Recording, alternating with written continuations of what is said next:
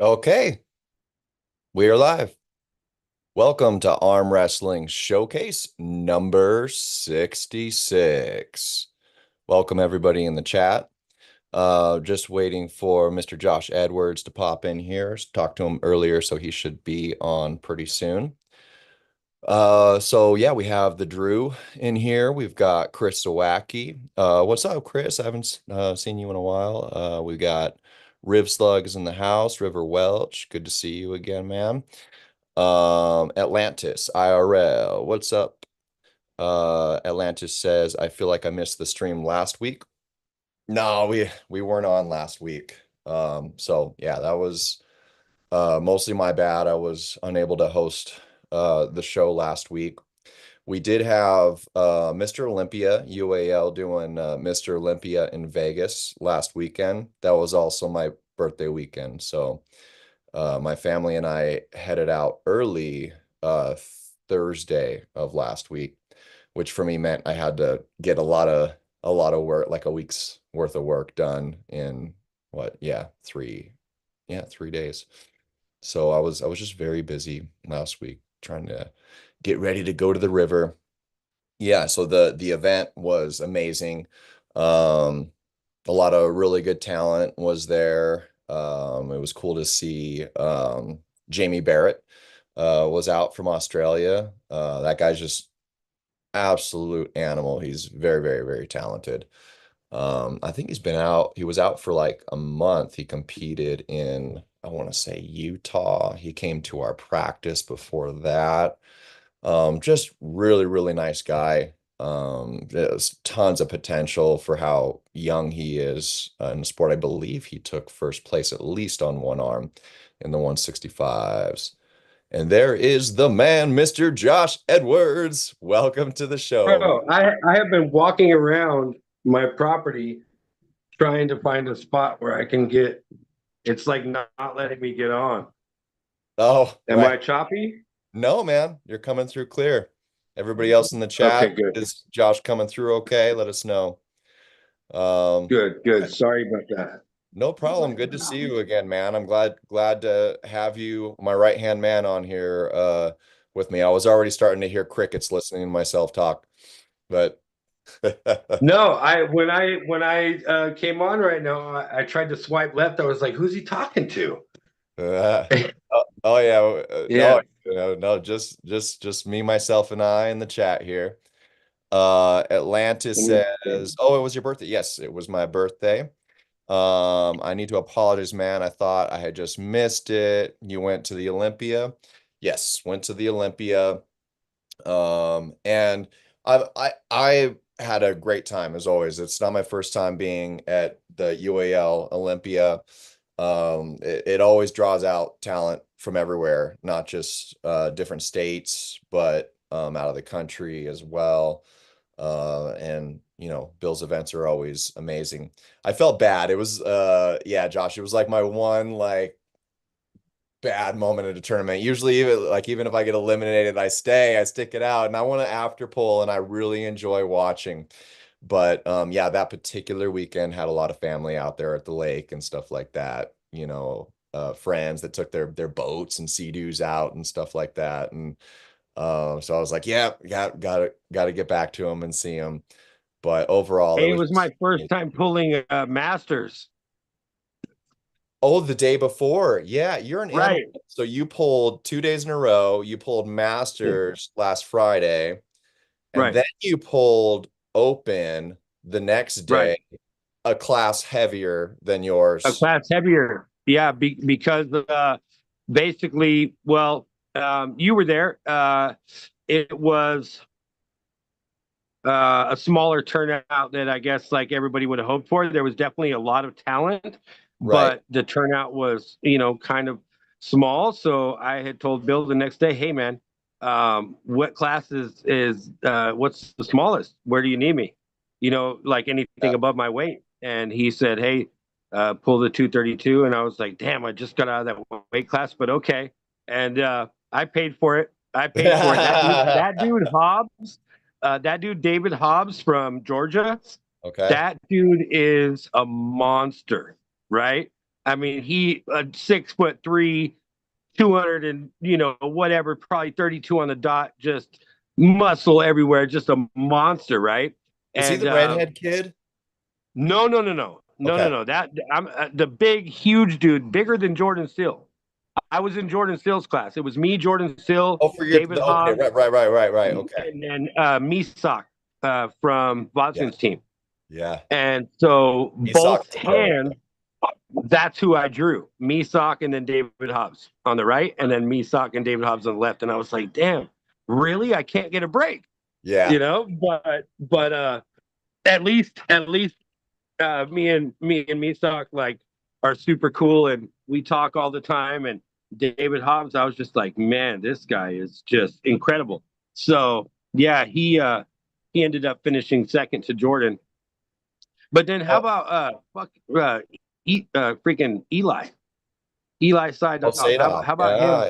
Yeah. Yeah. Dude, Yeah. dude, I wish I pulled up. Usually I'll pull up a class to the 185s. I kind of wish I did just for the chance to pull him, and see what the heck's dude. going We on we there. went to Tim Talmadge's after party, right? And they Okay.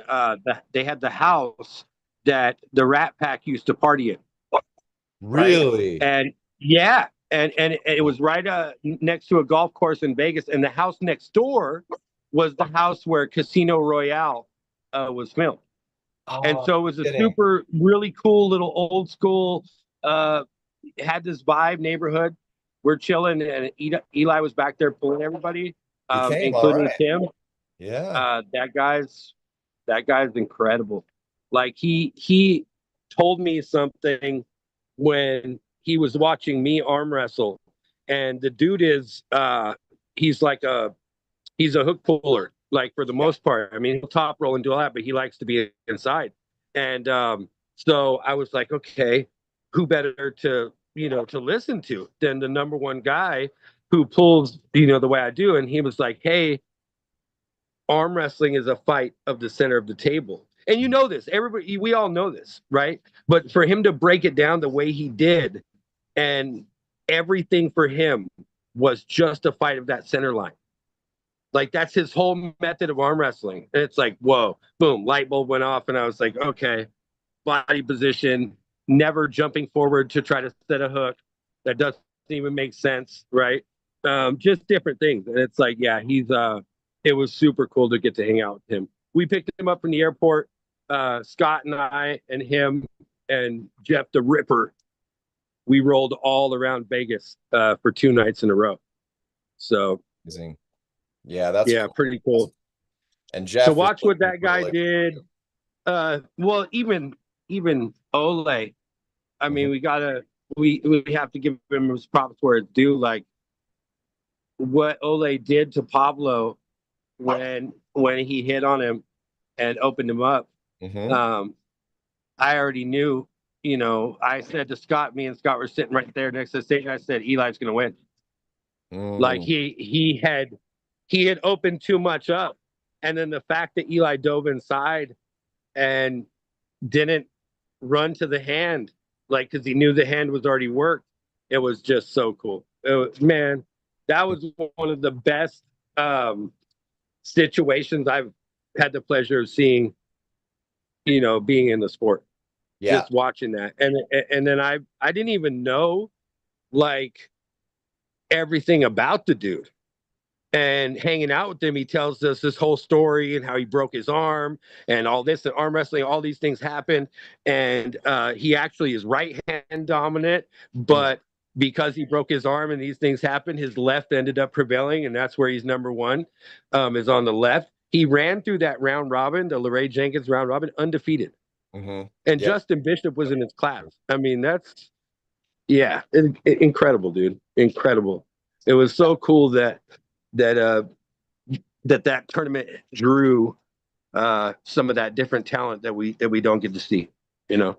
Yeah, and he's been around for a minute too. I just saw some like I think a post from Derek or something about a memory of when Eli came, I guess, to one of our practices like in 2016 before Yeah. before I was on the team. Yeah. Yeah, he's been around, man. What's up, Yeah. Benji Mac in the house too? And Atlanta, sorry, I think yeah, I jumbled up my weeks. It's just flown by since UAL. So that wasn't this past weekend. The weekend before. Yeah, I'll throw up a tournament I didn't really know about until last minute. Was this last weekend. The weekend before was Olympia. And yeah, it's yeah, for me, yeah, sorry we didn't go live last week. Yeah, the before and after Olympia was a lot of catching up to do with work and stuff, but we're gonna try and be a lot more regular as much as possible. And So also, wait a minute. It was your birthday, the Olympia weekend. yeah, it was, yeah, yeah, Happy birthday. How old are you now, Kane? yeah. 44. Yeah. Freaking A. Freaking A. Yeah, I was pulling with Mike Linder at practice on Sunday. And yeah, Derek was working with me like how to deal with somebody like Mike Linder. He's a very interesting talent because he's like a top roller, but he's not. He's yeah, he's special. A lot of people don't Yeah. understand. He's a can opener. He really is. He really is. Yeah, Yeah. he's hooking you and top rolling you at the same time. It's pretty His nasty. cup, I feel like because at the base of arm wrestling, the cup is what shuts down pretty Right, much everything, right? right. And he That's an has old that school so top rope too. much, right? Yeah, Right. yeah. And the fact that he can roll through his thumb from there Mhm. and have that much power is what's crazy. Yeah, Yeah. I agree. Dude's a different level. He And I guess the definitely is. joke I was getting to was like, I was like, damn, Derek, this guy's so strong. I need to like, I need to get stronger. I need to get this stronger. And Mike, that smart ass Mike says to me, I don't know, man. You don't got a lot of time left. You motherfucker. Oh, You that's funny. youngsters, Jamie Barrett and shit, man. Caleb, That's funny. screw all you guys. Hey, Mike and I are the same age, so I could laugh at that joke. We're both young, Kane. We barely hit the force. Yeah, yeah, We barely hit the force. yeah. It's all good though, man. I'm having the time of my life for sure. But yeah, yeah, had a really good time. Getting old does it does suck. My brain is not realizing that my body's getting older. So it's mostly just a matter of like realizing little things that you normally want to do. You can't do quite the same. Um, yeah, like I just get hurt easier. Like when we were skiing, it was kind of a nightmare. Like it was a like unbelievable time, but the last day that we were there where we actually like hit the lake was Sunday, that Sunday after the event. And I was having so much fun just like swimming through the coves. Like I swam for like an hour, dude, and just like got like swimming around to different coves, like like exploring stuff. And I kind of like came up into one cove and I stepped on a fishing hook, which cut open the bottom of my foot. I felt it, like I knew like I cut myself, but it didn't like seem that bad. I wanted to keep swimming. And like, yeah, the hour later or whatever, I get out of the water and I start to go hiking and everything barefoot and eventually like get to like this murky pond where there was all this nasty algae on the sand and my foot started to sting. I'm like, huh.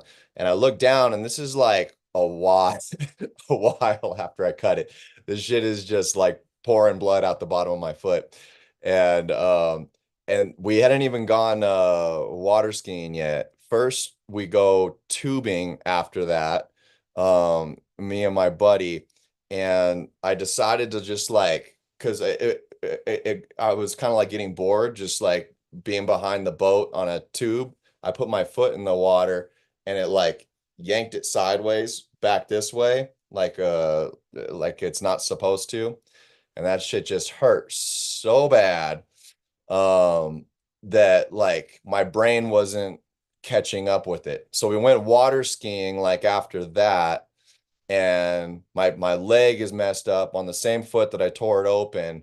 and I go water skiing. We finally later get back to the hotel, and it wasn't until then, like getting out of the truck, I was like, oh, I can't walk. I can't walk right now.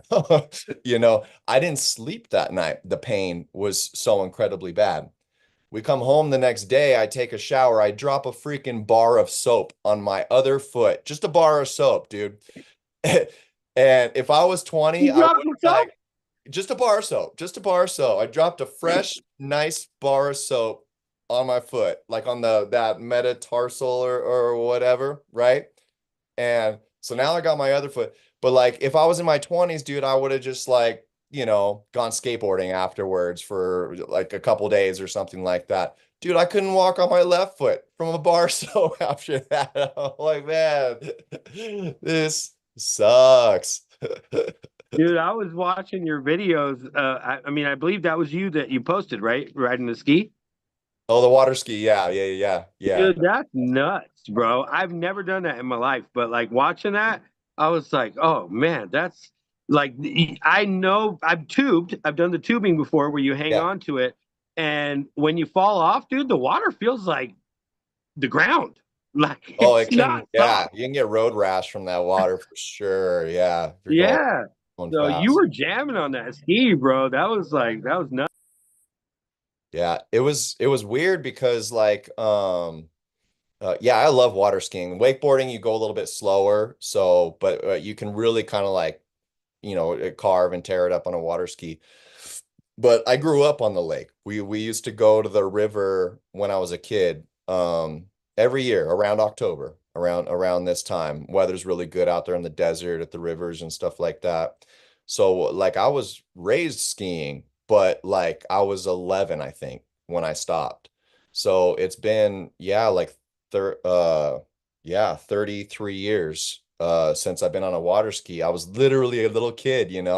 So it was like the funnest thing to be able to like see like, can I do this like as a grown up, and That's give it a awesome. shot. Yeah, it's a little That's squirrely. awesome that you tried it. Yeah, yeah, yeah. My If daughter wants to go skydiving, so I'm taking her uh, skydiving for her birthday. But I've never done that either, so are I'm are you nervous. gonna I'm do not even gonna it? lie. Oh Are you yeah, gonna? I'm doing it with her. Oh, you're Yeah. crazy. Oh No, man. we're going down there. It's near where you live. It's actually Oceanside.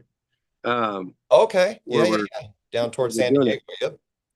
Yeah. So yeah, we're doing that in January Man, for her birthday. you're out of your mind. You're both out of your mind. That scares me right there. It scares me, dude. It scares me bad. Yeah.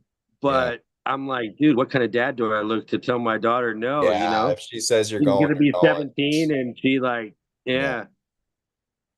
yeah. So Yeah, see, Malia's gone skydiving like before we met, but I've never done it. I don't want to. Yeah, it's it's crazy. I've done the bungee jump before, and yeah, something about that free fall speed, Mhm. like when your throat, everything goes up to your throat. It feels like that's a weird feeling, man. It's really weird feeling. But it's better than being suspended.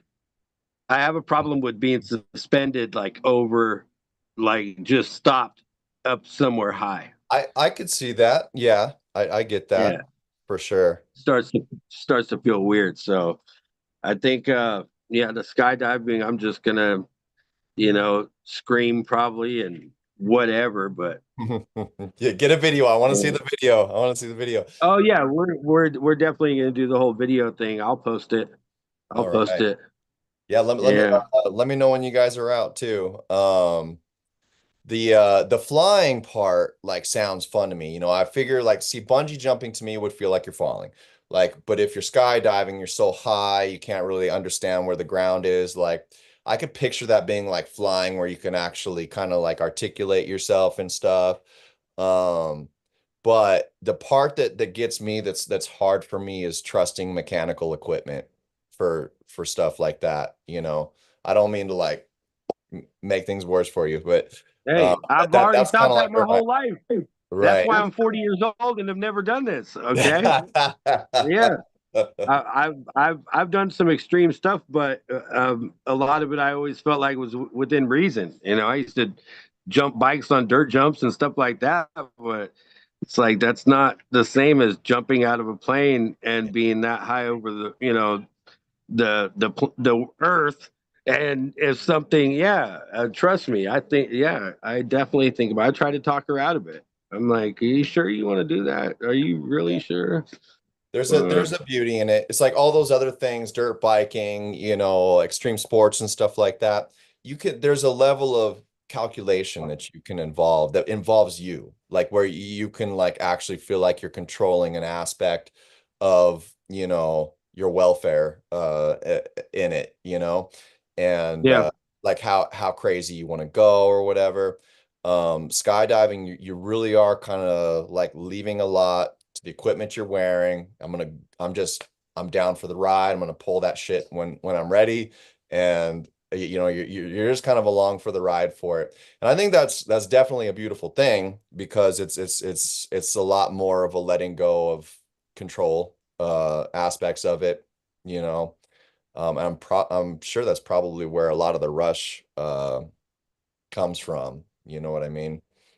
Just yeah. going I think for if I gathered everything right, that unless we go down there like sevele times before, we have to ride like being piggybacked with one of the instructors. Right. Yeah, they make you do Yeah, that for sure. yeah. So And they know what they're doing. And it's a little better than me because I've thought about that a million times too. What if I am so freaked out by the fall that I'm like trying to find this little cord that's supposed to be right there, and it's you like, just pass out before yeah, dude, you pull it. what? Come on, man. Come on, man. Oh man, Ed Bedrosian's in the house. What's up, Ed? Good to see you here, man. Um, But speaking of adrenaline rush and things that take you to the edge, mhm. how about you and I doing Ah, a first to 10? A hmm. first to 10 pins, right? Yeah, yeah. Who has anybody ever done that? Is this like a first of its kind? I've never seen it been done myself because I mean, even if you saw a best of 10, that would that would be the first I've seen that. But Right. we're doing a first to 10. So that means we might First pull, to 10 pins. yeah, we Yeah. could end up pulling 20 times, I Right. think that would be about the max, 21 times, right? Well, that's saying that every match goes from start to finish without restarts. Yeah. Yeah. I mean, honestly, at the end of the day, with math, we could end up pulling somewhere near 60 times if we count the fouls and we had restarts Oh, that's on, true. That's you know what true. I mean? Yep. So, Yep. there's a potential for like a huge, yeah. I think it's really cool that you and I are doing it too, because we're both people that enjoy the technical and endurance side of the sport. Mhm. Um, and so, yeah, I think that's cool to see where it could end up going. Yeah. I think it's really cool.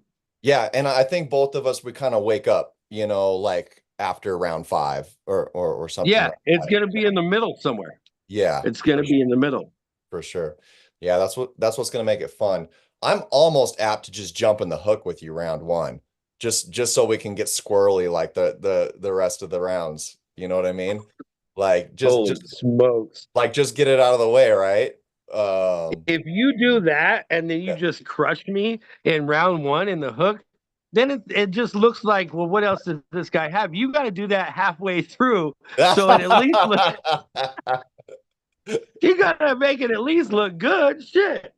I don't think I'll get you in the hook though. Yeah. No, but I mean, yeah, that would be awesome. That's kind of the thing about the first to 10 is I want to try. Um, I feel like it's if that's not a potential for learning experience of how many ready goes you and I can have in that Yeah. situation with professional refs and doing this the right way. Um, man, that's a great day of arm wrestling, Right. and yeah, I think to to be plausible, we're going to have to take our 30-second or minute break in between matches. So we can't just go back to back to back with that many, Right. you know. right. Or there has to be like some point where maybe we'll take a minute or something after so many rounds, or yeah, I don't know how you want to do it. But Well, yeah. the number one thing I will always think about, regardless of how much you and I like to pool, and you've been in it, a bit longer than me, uh, but similar. We're both new guys in the sport. Yeah, I don't want either of us to hurt ourselves just to put on a show. Yeah. So meaning that we got to give ourselves, the right something once it starts getting tough, because let's say it does go to max and we have all these restarts and these long, grueling, 10-15 second matches, and then it restarts at the pad, stuff like that. So Right. it all depends on what rules we're using. Are we doing the rules like Tim and John did when they came to North versus South? Are we doing the I think that would make the most sense for our match. I believe for yeah, Christian and I agree on the whole, WAF thing. We're just gonna allow, what is it, 3 fouls for a loss is the big difference. So people can tighten their shit up if they foul a couple times. But and I think that can stay consistent into the battle royale at the end. But I would like, if you're down, I would like to do the set grip, position gain fouls only, and then the typical slipping in a losing position would be a loss instead of the straps as well. Um, what do you think? Yeah, I think that's it's to get through it and not make it a big old because I know that neither you or myself want to uh we want to arm wrestle, Hmm. Yeah, yeah, right? yeah. We don't need a bunch of So restarts. We don't need all that crap. No. yeah, we want to just go. And so I think that the way that Tim does it or the way that he has done it, copying that style, or using that style, I shouldn't say copying, but using that style, I think it worked really well, and I think it's perfect for that. Yeah, That's the only reason we were able to get through that 18-man thing so fast, yeah, is because the way they refed it. If we would have had all the 20 seconds, 30 seconds to get a grip and all this BS, then now you're adding a couple hours to something like that. right. Yep, 100%. Yeah, yeah, we're doing a first to 10. We can't have all that. So I'm thinking for format, we're starting Do you the want to start in the straps every match? um I'd be down, but I think it wouldn't, I don't know. I think it might be more efficient and more interesting if we don't. My only Okay. hesitation, I'm down to go in the strap with you as much as possible. My only hesitation is the whole blowing up the hand factor and how many times we got to restrap, you know? Um, but like I'll agree to go like straight to the strap with you at least a few rounds, but maybe just to keep the efficiency and get a little blood back into our hands, we'll do a few rounds without. Um, uh, Barring there be a slip or something like that. Ed Bedrosian says that Devin and Travis did do more than 10 rounds once upon a time, and it went to a draw between the two of them. That does sound kind of familiar. I can't uh, think Yeah, what yeah. it was, though. I think I remember it now that he says it. Right, right, right. But I format think wise, they I think did like this. a first. I think it was like the best of 20 or the best of 30. It was some stupid amount. Oh, really? Yeah, I, Oh, wow. yeah, Okay. I do remember. I do remember that. Wow. Um, I And think that it they was. called a I draw think it like was they didn't Arm make it to TV. 30. I think it's on Arm TV. As a matter of fact, I could be wrong, but I think that's where I may have seen it. Yeah, yeah. Yeah, speaking of ARM TV, like I was so disappointed when the ROTN thing stopped. Like I was really hoping and looking forward to that to kind of come to California or find an opportunity to go to one of those. I'd like to try that format one day. Just that rapid fire arm wrestling like that. I remember it was kind of like almost like King of the Table, sort of, but like you had to just Yeah. like keep arm wrestling. Alden Salazar's in the chat. What's up? I saw some of your performance at Lanthrop. Really great job, and thank you for the birthday wishes. Ed Bedrosian says that best of whatever between Travis and Devin was on Game of Arms. Really? Left Oh, left and right arms. Well, okay, so I know in season one, Game of Arms, Devin never pulled, but because they never put out footage of season two, right? I know Devin was like set to there be. was there was clips of it, but no, they never put out season two. No. Interesting. Okay. All Yeah, right. because the channel that Game of Arms is on, it was like A&E or what, I forgot exactly what it was, but it was the same producers that produced that show Deadliest Catch, the tuna fisherman. Oh, okay. Um, Literally the same guy's voice narrated both shows.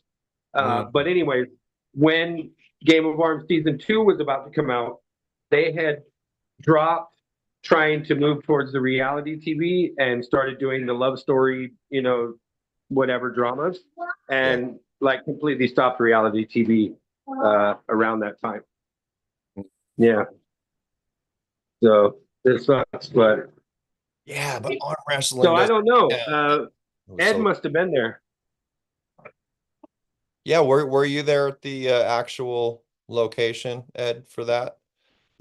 Um, He's talking about stuff that none of us know about. yeah, I want to know. I want to know where to see that. Um, and so for our match, so that just the event in general, what we're talking about is Call of the Mountain King. Let's talk about that event a little bit. Now, general format, I'll get into more details in a second here, but the general format tournament starts at 3 p.m. And we're able to start that late because there won't be an amateur class. This is a strictly open class tournament. So this is a great opportunity for a lot of people that are right on that edge that have been doing pretty well in amateurs that want to give it a shot. Take this shot. Come compete at Call of the Mountain King. See how you do. If you know how to pull safe, like go for it. Let's see how this goes. It's only $10 to enter per arm per class. So at a typical event, we uh, these days it seems like 30 per arm per class is pretty cheap. I think 40 to 50 is about the going rate, but let's just say it was 30. At this price, for $10 per class, you can compete in three classes, both arms, for the same price as competing one in most tournaments. So yeah, even if like you want to take the opportunity to pull up, it would be pretty cheap to do that. So 3 p.m. tournament starts. It'll still be a little bit sunny out, and I I'm timing it that like around the time that sun is starting to go down, we should be finished or wrapped up with our first place winners of the tournament. And Josh, that's after like a brief break. I think that's when I'd like to have our best to 10, our first to 10 super match, almost as Yeah, an almost as an intermission or warm up to the big battle royale that we can have on a lit stage when it's dark and the stockade is really vibing. I think that'll be really cool. But yeah, I hope a lot of people make it out for this one. It's going to be November 16th at Stockade Grub and Whiskey in Crestline, California.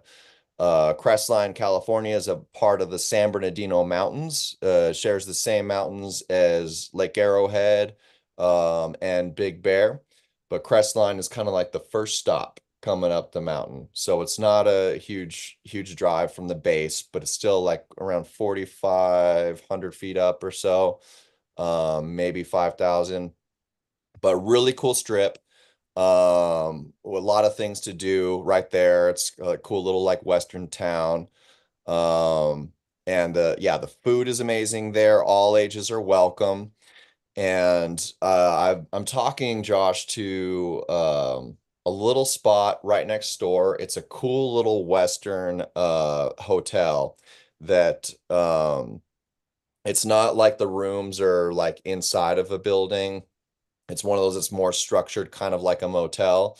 But they're like mini little, it almost looks like mini cabins. And it's called Sleepy Hollow Inn in Crestline, and it's literally like a block away, at the most from where the event is. So it sounds like the manager is open to providing everybody a promo code. As long as I get the full green light from them on that, I will release that to the community so you can get yourselves a cheap hotel room at the same spot. And yeah, that was the best I could really do and think of. A lot of the B&Bs I work with here on the mountain, they're not the big ones. And I almost think like all the ones that are really close to the strip right there where the event is, they're a lot smaller. You'd have to go way out into the deep mountains and to find more of a ranch or something. So I think this will be a little bit more vibing because the way you can look at it is not only do we have the after pull, and I think a lot of people are going to want to enjoy after party and after pull at Stockade because that's going to be open till I think 1 a.m. or something like that, and they're not running anything else, so we could just keep the tables on stage and after pull. But everything is located right there. There's a bowling alley right next to Sleepy Hollow, like between Sleepy Hollow and the event. There's a place called the Bear Claw. There's the lake, man. There's everything's like right there, so we can all hang out and have a good time. And yeah, the rooms are, I mean, I think it's only like $100 a night ish, without a promo code at Sleepy Hollow Inn. So not too bad to get good accommodations for the weekend if y'all want to make a weekend out of it. And the Sunday after the event, anybody that wants to go do something the next day, we could go on a hike. We could go to the lake. November, mid-November, it might be a little bit chilly. Could be warm. You never really know around that time. But yeah, we could go deep out into the forest and do like a massive hike or something like that. I don't care. Like whatever, let's do it. But yeah, what else about the event? So women are gonna pull free, and we're doing the three classes, 125 pounds, and we're doing the 149 pounds, and we're doing the 150 plus. And the person on the flyer, let me show you her, Devin. She's on our team, one of the new women. Um, Eli's wife. Uh, I don't know. She might do pretty well and surprise a lot of people. I'm going to screen share who she is for everybody. Let's see. So this is her right here in the background pulling with her husband Ian. Yeah, man, she's very strong. I think a lot of people are gonna at least here in California for now, are gonna start knowing who she is. And I believe this will be her first actual event. So right now I can say her strength is up there with a lot of our top women in the state. Um, but it's the first tournament. So we all know how we need to get a few of those under our belt, but like definitely I can say for sure the strength is there. Her technique is coming along really well.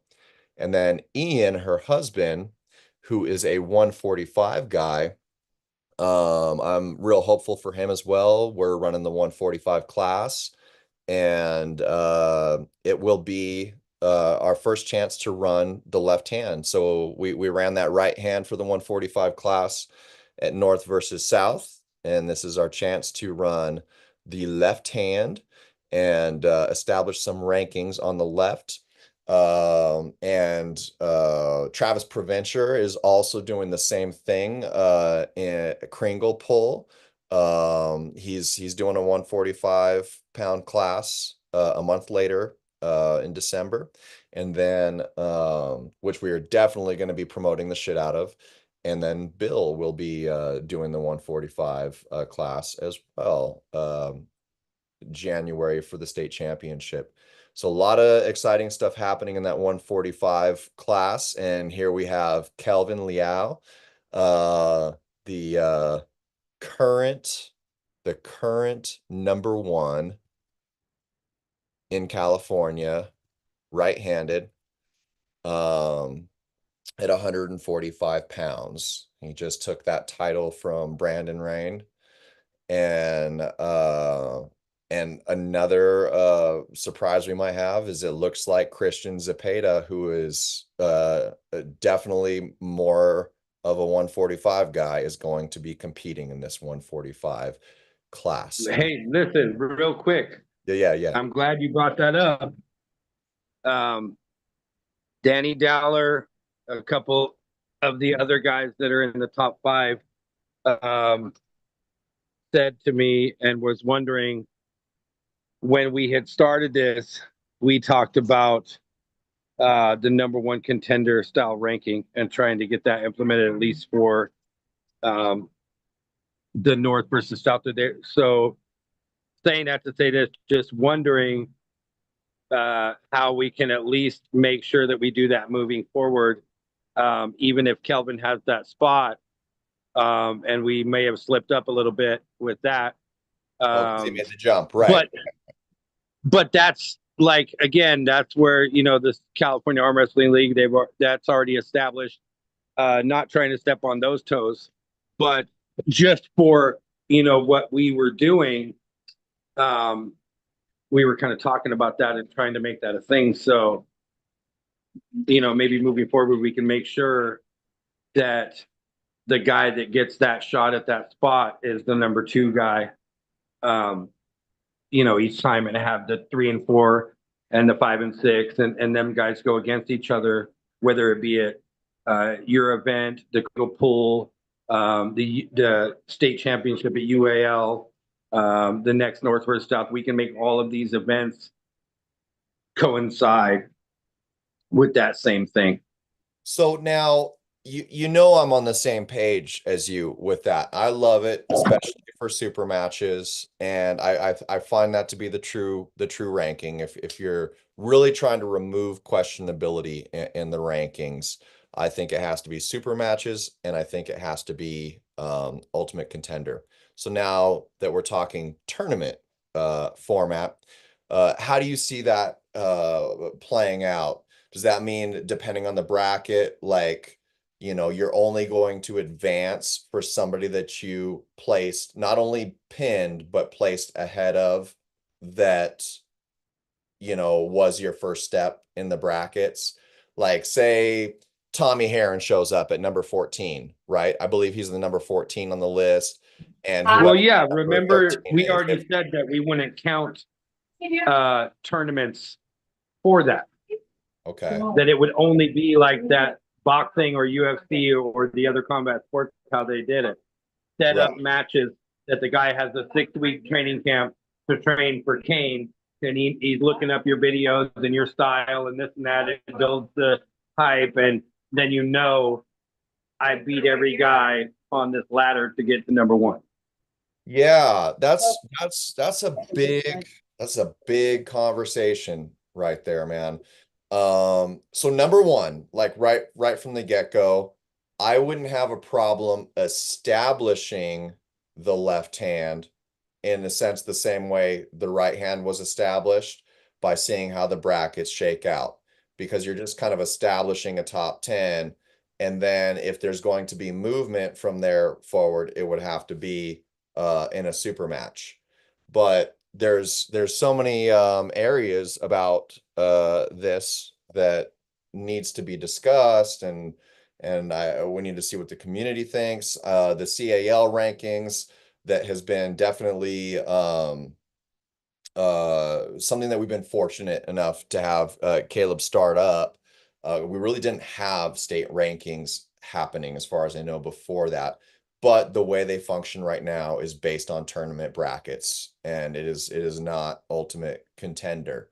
So does that mean let's let that exist and let there be advancements that way and create an ultimate contender ranking on the side that could be established through super matches?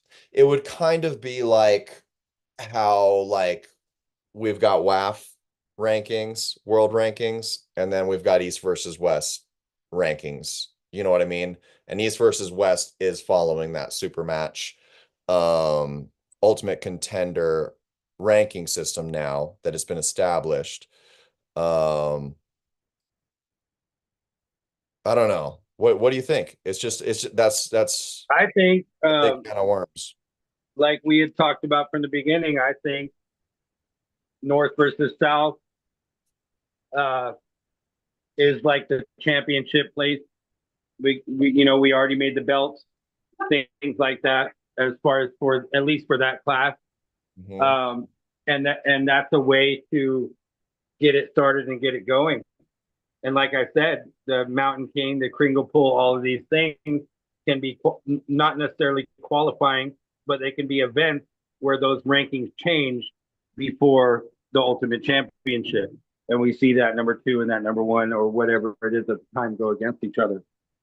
Because Okay. you'd like to have it for each class. You'd like to have the number one and two guy go against each other, at the finale, like the Super Bowl every year, Right, right? right, right. And So using these next three events to really just kind of establish it, but make a point as soon as possible to start running some super match like through an ultimate contender order, so to speak. Is that's pretty much what we're talking about, right?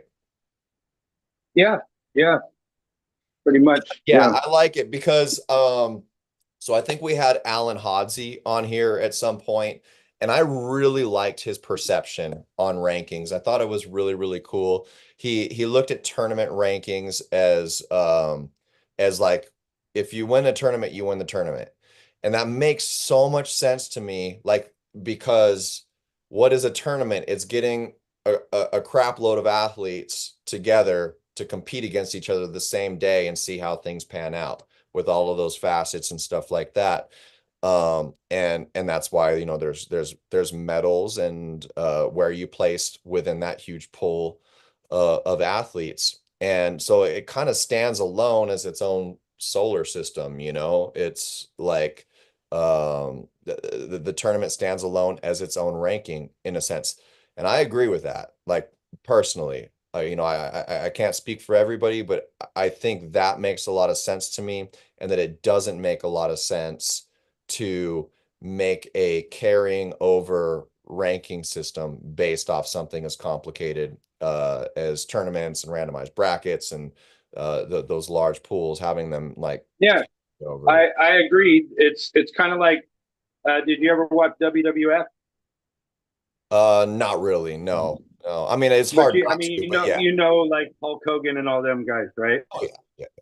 Yeah. Okay. So it's kind of the same thing. They would have like WrestleMania was their number one show at the end of the year, where the championship belts and everything was mostly decided. And Mhm. they had the Summer Slams and the Survivor Series and these different shows throughout the year where you just the same thing. You were the winner of that. You were the winner of the Royal Rumble. You were the winner of the Survivor Series. You were the winner of these things. So yeah, that makes a lot of sense. And you just make one like the state championship or whatever be the actual thing. We have all these things, and this is. But again, it all kind of has to mesh together and be on board with the whole idea to try to get to see the number one guys go against each other. Um, Yeah. the Yeah. rankings Right. are so funny anytime you have any bracket because you have to, in my opinion at least, you have to take into account the different variables that happen throughout a tournament. Right. Um, Right. point blank, I've seen it happen several times where a guy has a super match on both hands in the same day.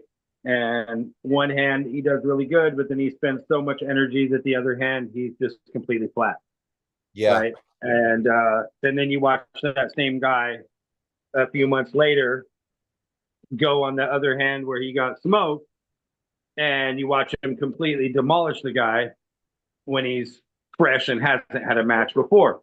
So those things also happen when I pull a Kane and then I pull a Caleb and then I pull a so on and so forth. And now I pull this guy and he beats me. Okay, did that really happen? Or did Kane and Caleb just take so much out of me that he just got the 30% of me? That's Right. why it should be planned matches every time. You have a training camp, like you and I. We're going to do the first to 10. We have a allotted amount of time that we know we get to do whatever necessary to try to be prepared for that. Hmm. That's a really cool thing, as opposed to just showing up and saying, oh, I get this guy, this guy, this guy. And then I watch my opponent who gets these three guys that just joined the open class, right? But I went against Bresh. And so, you know what I mean? You know what I'm saying? Yep. His road to the finals was much easier. And now is that fair? Right. So yes, it's cool to pull tournaments. That's awesome. It's fun. That's what this is all born off of. Not trying to go against anything that's done or is done. But as far as like those type of rankings, I think there's a cool way that we could do it that would make people a lot more excited. Right. Right. Right. And Absolutely. and there would be less question. There would be less, well, how come this and how come that?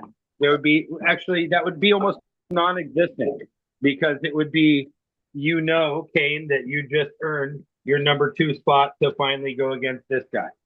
Right. So there's not really any question. Did you earn it, or did it happen by chance? Yeah, and I don't want to take anything away from tournament pullers. This is not like No. from my perspective, I'm not saying that super matches are better than tournaments because there's a lot of athletes that are just really good at pulling tournaments. They're really good at navigating tournaments and preparing for that type of format who don't like competing in super matches. And that's to me why, you know, Worlds, whichever organization you choose to go compete at, is going to be a great option for those type of arm wrestlers to see how far they can take that pulling style. We're specifically talking about rankings here and what that should look like. And I completely agree with you for so many reasons. To me, check this out. Does it not remove gatekeeping from tournaments too? You know what I mean? So is it fair for people at the tippy top in the first place to have to accept a call out from everybody and their mother who might not even be ranked top 10 when they could be number one in their class? You know, that those people that are at number one or number two should be given the respect that they deserve for where they're at, and you need to climb that ladder to get to them. If you're going after their spot, give them that respect. And on the flip side, that also gives those top ranked pullers a little less what hesitation to go compete at every local tournament. We might have better turnouts from those people because now they're just competing in a tournament for a tournament. But if we're looking at an actual state ranking where there is the available ultimate contender format, yeah, could have better attendance at tournaments, less gatekeeping, and more respect of that actual top 10 list. Right. Right. Yeah. Right. Yeah, there's a So, lot well, of here's ways. the thing. You The super match has already shown, even with the California Arm Wrestling League. Right. It's already shown that the super match affects the rankings instantly, Mm-hmm. right? With tournaments, there's variables and there's things that have to happen or didn't happen or might have happened to make this guy or that guy move up. When super matches have happened, and we've got to witness that with the couple of events already. When super matches happen, the rankings change tomorrow, and Right. because it's no question, this guy just went against him best of 5, Yep. right? So you know, um, yeah, there's there's certain. I want everybody. I don't believe in North versus South. I believe in North and South, and that's like been the point since the beginning. Yep. Like I don't think that I'm against anybody in the South or like, oh yeah, those guys can't be my friends because they're from the South. Like I'm from Earth, right? And so anybody on Earth, like I like you, Yeah. right? And so with that, I want everybody on the rankings to feel like there's no question. I want them to feel like they're happy, you know. And Caleb has done an amazing job by starting the rankings and getting them all going for everybody. Um, but everything that's ever worth anything always kind of takes on new shapes and forms and develops into something that can stay. And I think hopefully that's what this can be, and we can all merge our minds together and make this a really Yeah. cool thing. If not, again, we could just make a super match thing to Separately. where this is what happens, right? And it's for this belt or for this hammer or for this whatever, and at least we can start that. Hmm. It seems that Tim and John are like really on board with. They really want to. I spoke with John today, and like they really want to work with you and I, and do this whole thing. Cali and Arizona, and I know that we can continue to branch from there. I mean, hell, we might have a Cali and Arizona coexisting team that goes and challenges Texas and Louisiana. We But have yeah, to. We have to. That's yeah, that's why these seeds were planted, man. When you started North versus South, man, it just meant so much more. And I agree with you. Like I love everybody up in the North. In fact, yeah, though y'all are my people. Like I love everybody up there, and I love when we can get together and arm wrestle. A central location too. It's fantastic.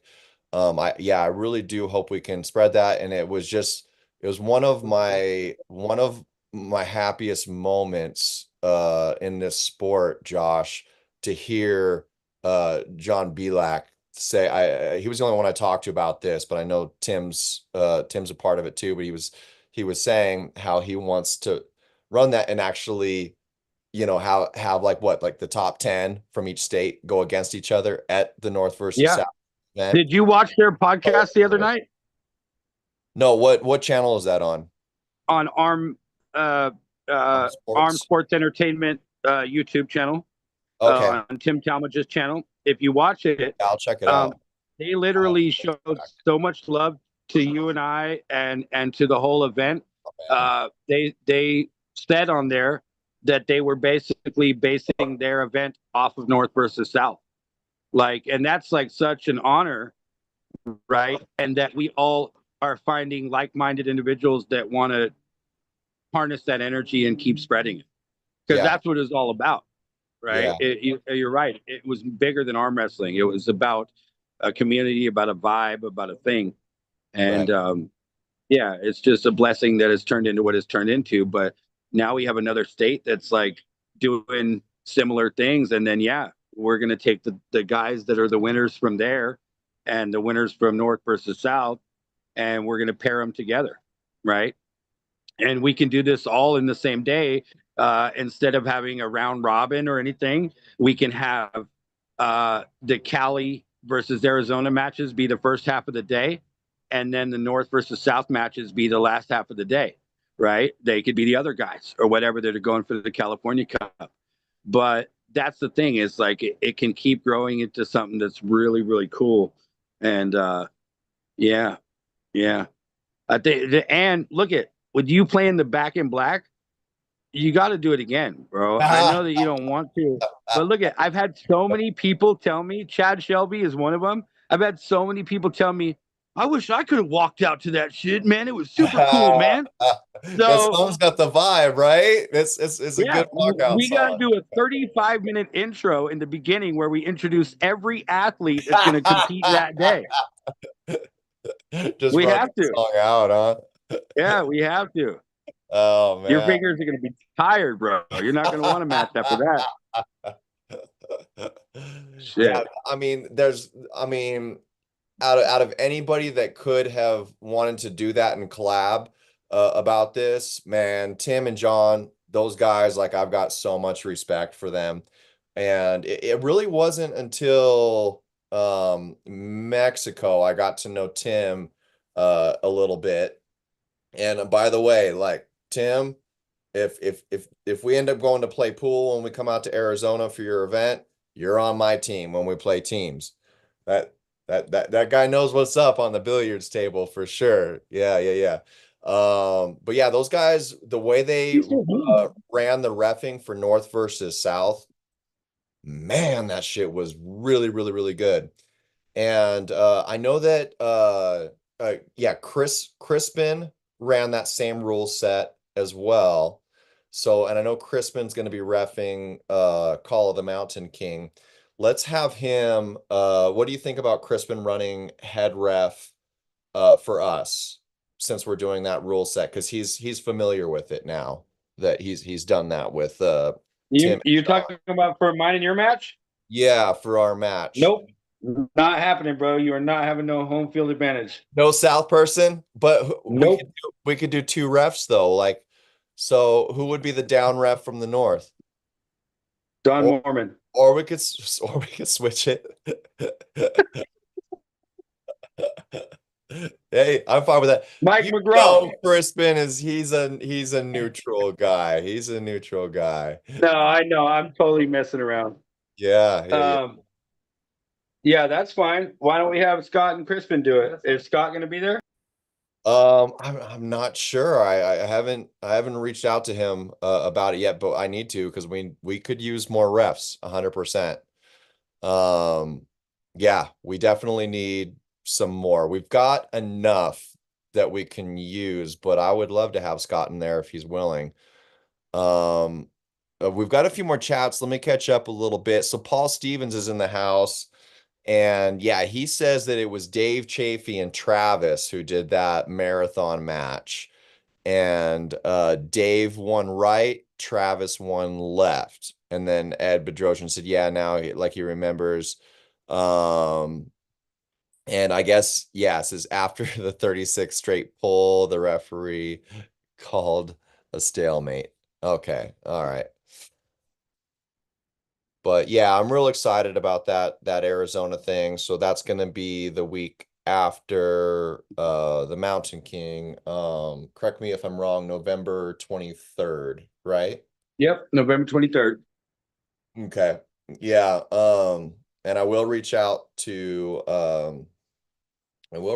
them, Tim and John Belak. I'd like to get them on the show and we can talk all about that stuff and do some promotions on it. And any events, especially here in California, that want some added promotion on their event, we're definitely all about, more arm wrestling. Let us know if you want us to like screen share your flyer, talk about it, or have you on for a little bit to talk about your event. Let us know if you're out of the state. Yeah, let us know. We're just, here to support the sport. There's a lot of small tournaments I just kind of find out about after the fact. If you do follow the show, hit us up, let us know. We'll promote it and all that. But yeah, what else is going on? We will have the Kringle pull. Is that December 16th or 17th? Let me look at my calendar. What? Kringle? Kringle, yeah. 16th No, no, no, no, no, no. or 15th. 14th. It's 15th. It's on a Sunday or a No, Saturday? it's on the 15th. It is the 15th, so it's a Sunday then. I believe so. Okay, I'm gonna ask Travis right now. Is Kringle December 16th or 17th? No, 15th, 14th or 15th. Yeah. 14th or 15th, question mark. All right. I could just look up the damn flyer. I think I even have it. Yeah, I'm Um, pretty sure it's the 15th, Kane. I okay. remember when I remember when I looked at it, I was like, a Sunday tournament? Okay. Yeah. Uh, yeah. No, maybe it's the 14th. Oh, wait. I think it's the 15th because King of the Table is on the 14th, right? He said, November? yeah, he says KOT is the 14th, so they're doing the 15th. Right. Okay. Right. Yeah, that's smart. Yeah, and for that type of event, I think a Sunday is great.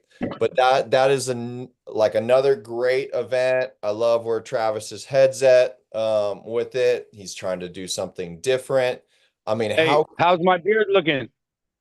oh man, you're looking ready for Call of the Mountain King. Yeah.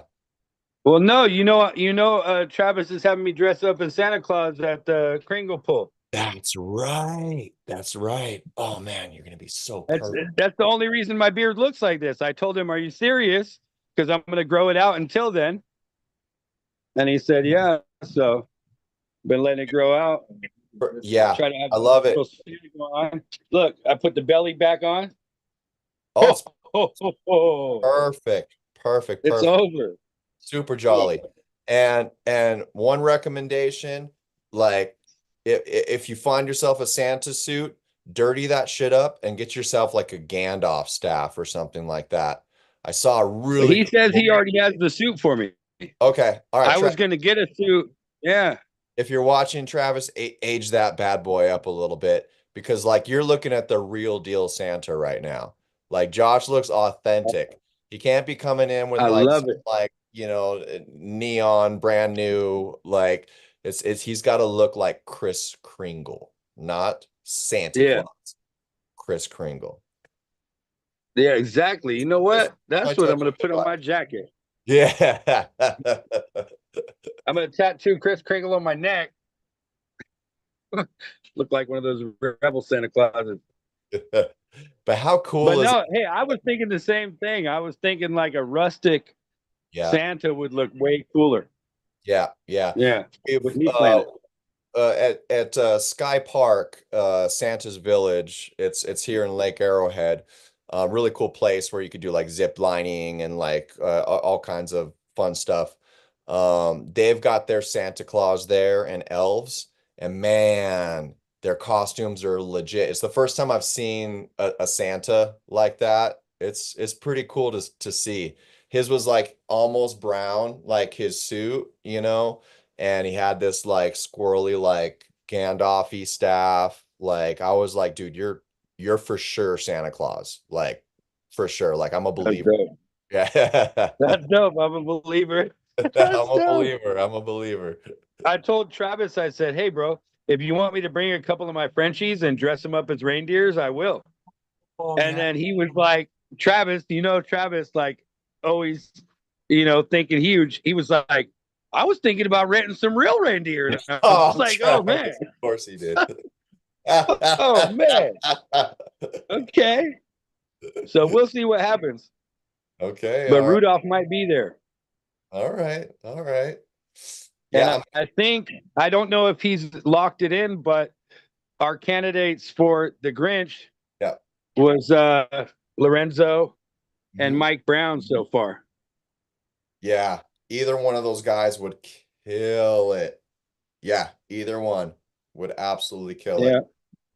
Like, I mean, I think Lorenzo could pull off the performance, but like in life, he doesn't have quite as much of a sinister edge as Mike Brown does. Like, I Oh, think, Mike Brown is the Grinch, dude. Yeah, he could own that shit really, really, really well.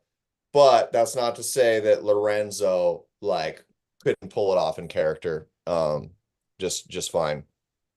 But yeah, they're tall, they're skinny. I love it. Yep.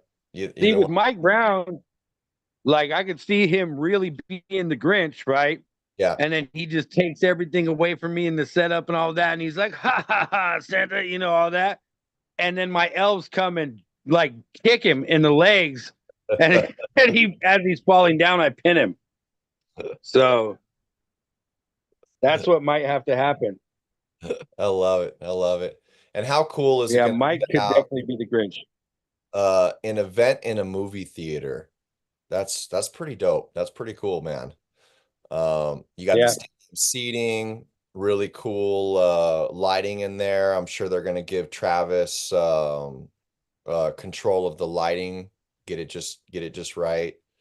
Over the top playing on the big screen behind the event. It's going to be vibing. It's going to be really cool. Yeah, And that's a bad. as we talked about before, I'd like to think of a way that we can tie the events together. Uh, Travis says bottle of whiskey and a cigar, bad Santa. Oh boy. Look, What kind of cookies are you those? had me at bottle of whiskey. Yeah, I'd like to tie the events together by like Travis, I'll talk to you. We'll see if we can come up with any ideas, but I'd like to do Invite something him on. where Where's he at? get him on here. Yep. Well, I Yeah. mean, no, I mean, if you want, might as well talk to him right now live. Yeah, we should do that. Um yeah. Yeah, I'm really excited about your event because like you got King of the Table, right? And then if you named it like King of the Mountain, it would be kind of like right? But the fact that you named it Call of the Mountain King, yeah. it's like it has a cool vibe to it already, dude. I'm really excited because I know the stuff that you look at, like in the creative standpoint, and Mhm. I know that that place is going to be lit up. It's going to be amazing. It's going to have the vibe. You don't have to go nowhere for an after party because the time that we're going to be there is after party time. That's all awesome stuff. Yeah. So I'm just jazzed to be a part of it. Thank you for inviting me and Hell yeah. letting me have a match with you. There's no It's going to way be I would awesome. do this without you. And you're going to be commentating, right? As long as you let me, I would love to commentate the whole event. Besides our match, obviously. Okay. Yeah, that'll be good. And I don't think I'm gonna compete in the event. I like that we're doing the first to 10 because that's plenty of arm wrestling and You gives can't compete. You can't compete. yeah, yeah, yeah, I've yeah, heard it yeah. too much from competitors throughout the grapevine. They hate when they see promoters compete in their own event. Right, right, right. It'll definitely give us the opportunity to kind of keep tabs on the event as we're running it.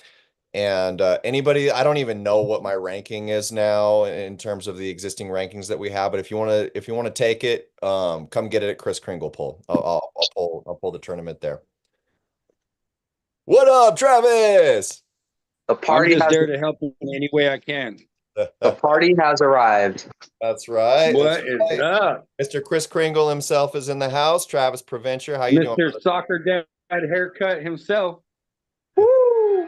What's brother? going on, fellas? The reason I wanted you and Benny to have a match last year was because you and Benny both rocked that Soccer Dad haircut like no other.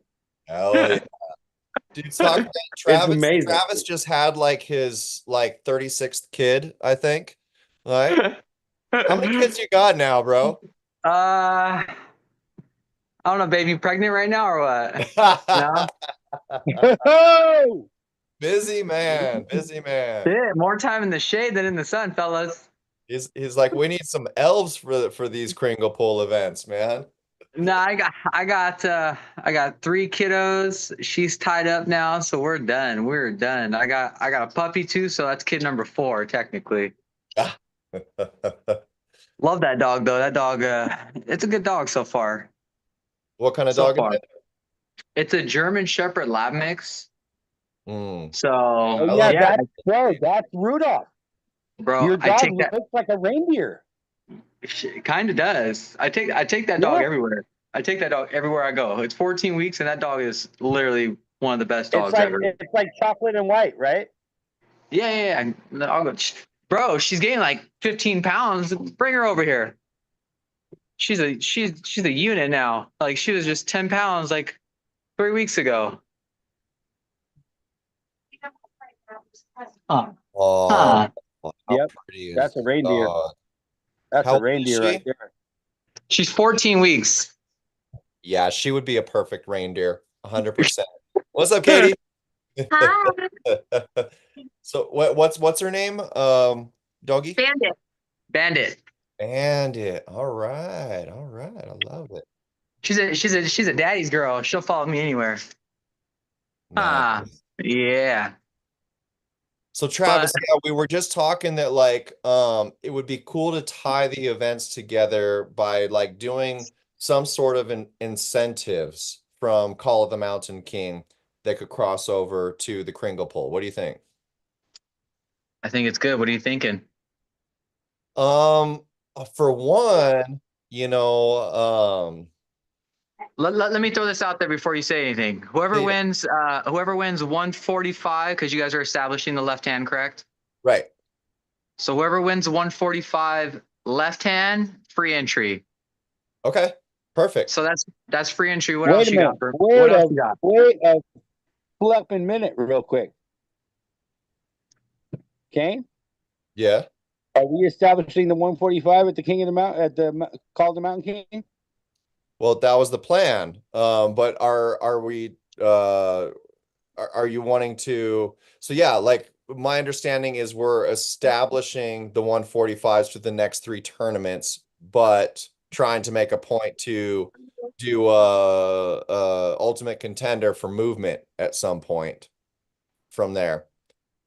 Right, But it has to be right. established in the first place somehow. So I'm fine. We already have that for the right hand, right? We can start working on that number one contender thing moving forward. Like so, yeah. So no, I was just asking. Whatever you want to do, bro. I'm here to Yeah. help. Well, That's because I what. mean, in the reality, with how many tournament pullers we have, I don't think the CAL rankings in the format that it is needs to go anywhere. So it really is a great way. Like those can keep continuing. They can we can still track through the CAL rankings, however things happen with the turns between all classes.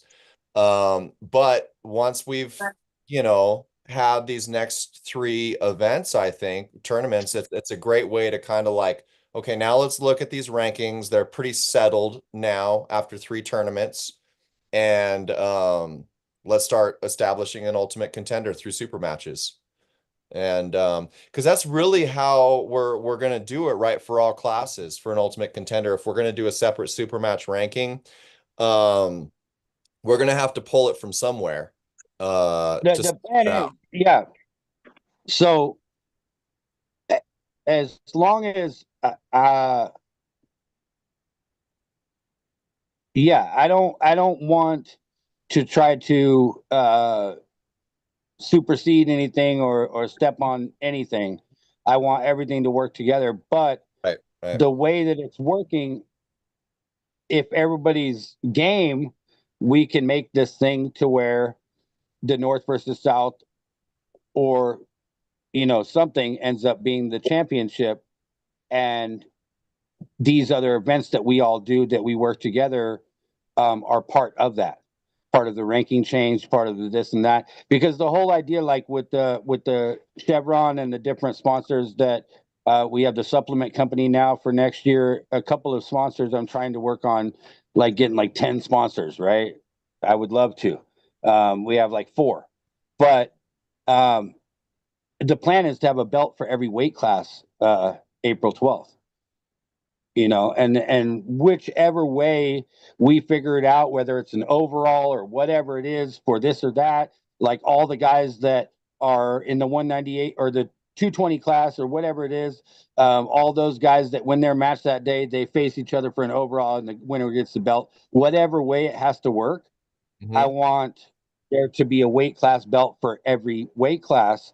That way, through these different tournaments, we can put that belt on the line. Yeah, Right. I like it. I like it.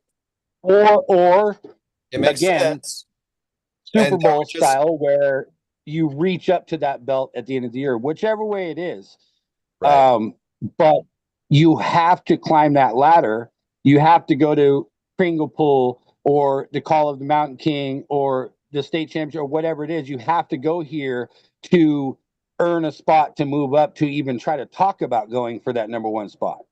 You can't just skip, 6, 7, 8, 9. You can't skip all them guys just by having a lucky match.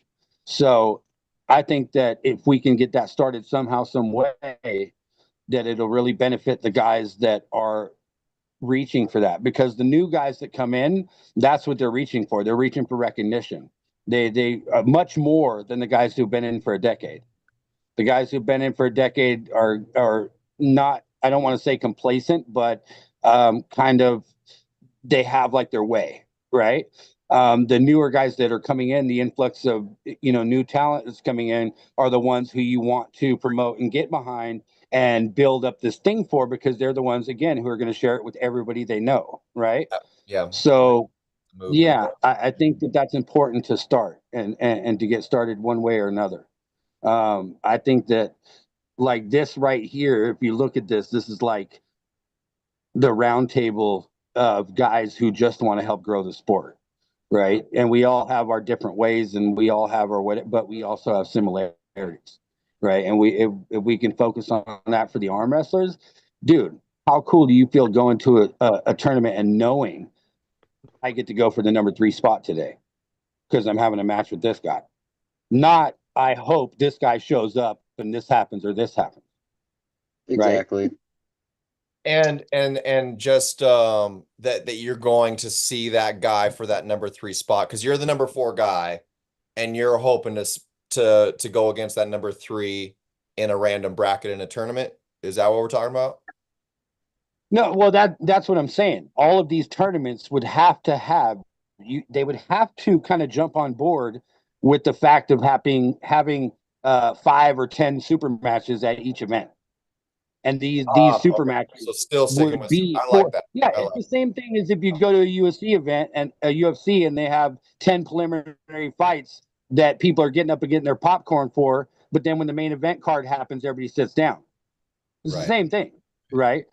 So you have like your thing, everybody shows up, they do their thing, whatever, that's cool, and then you have bum bum bum the main event.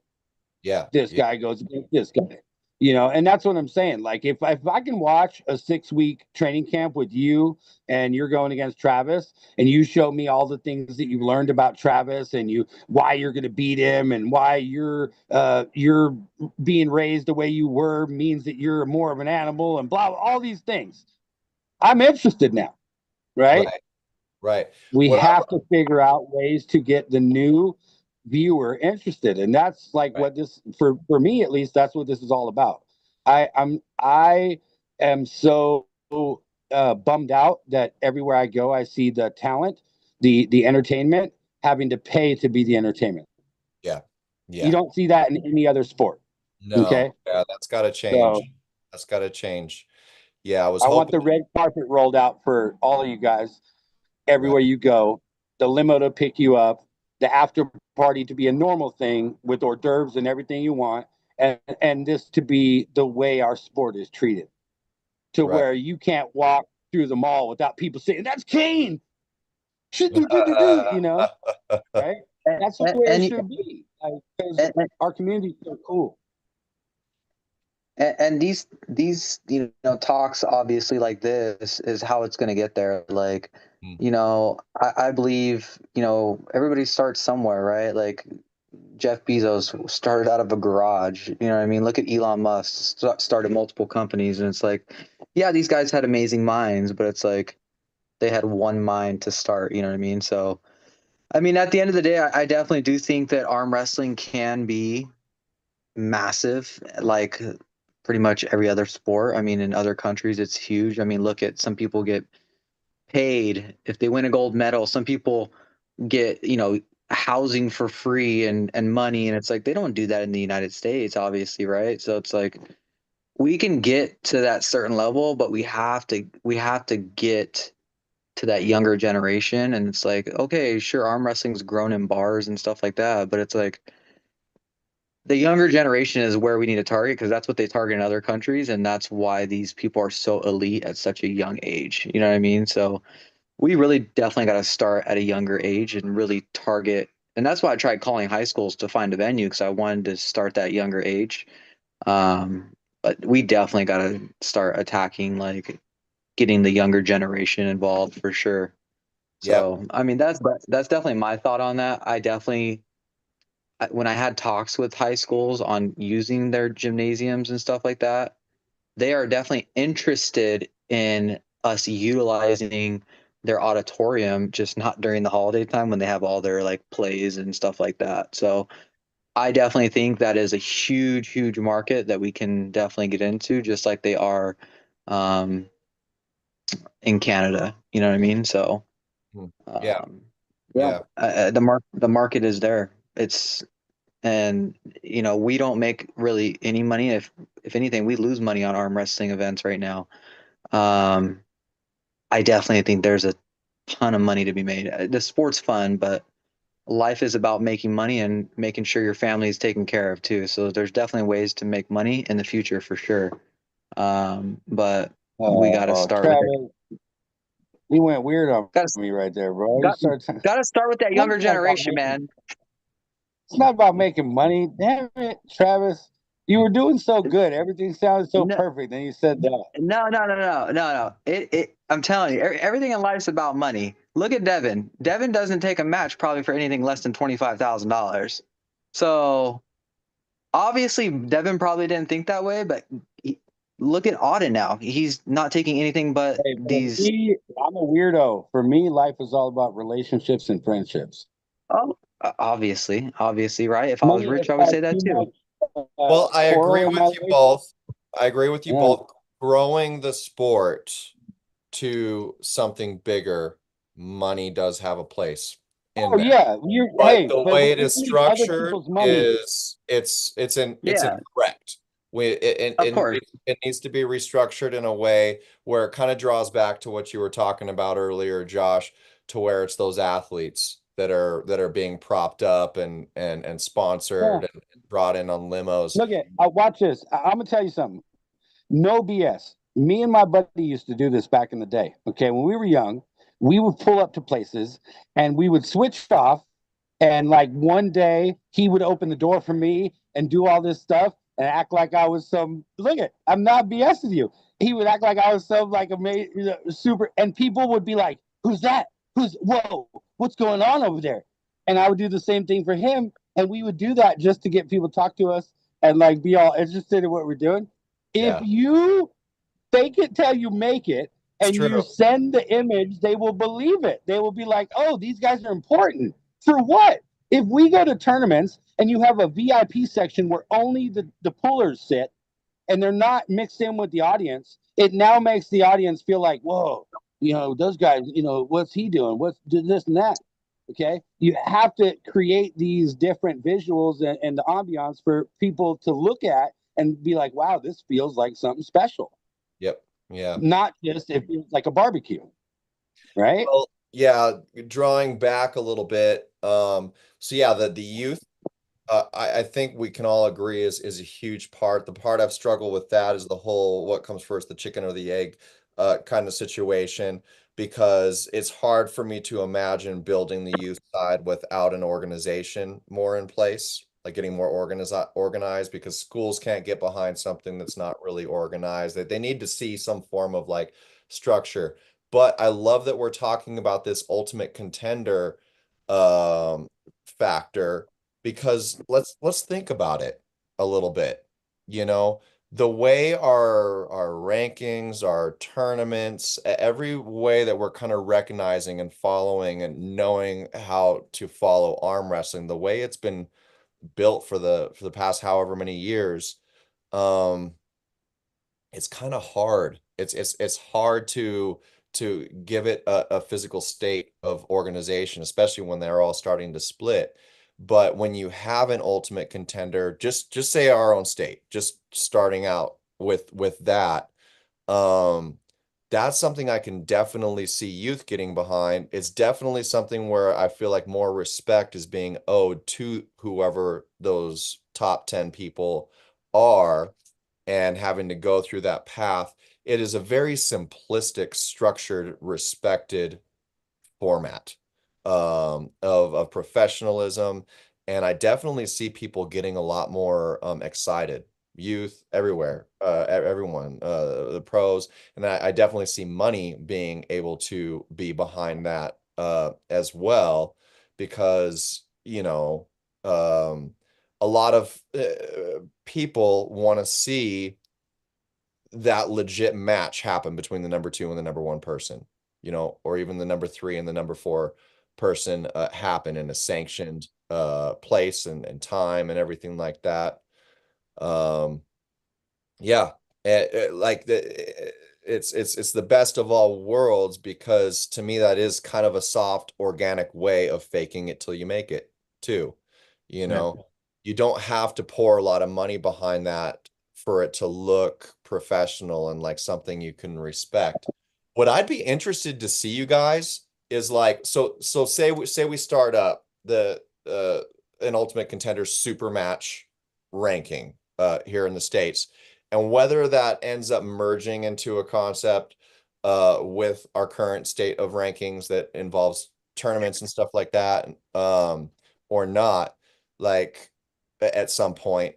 Until that may or may not happen, I'd love to see what those rankings look like side by side. You know what I mean? Um, I think there's going to be some consistencies, and I think there's also going to be some inconsistencies. And then there's the factors of like, um, if more high level people are taking more of the Ultimate Contender rankings more seriously, then yeah, they might be more willing to go compete at these other tournaments regardless of whatever happens with those rankings. And I think especially for them, their ranking is going to look very, very different, because usually those that are at the TP top, they know how to show up for a prepped match. Um, it's a rare breed to like consistently be a top person at tournaments, you know. Do you know what it does for you? I mean, sorry, I shouldn't word it that way.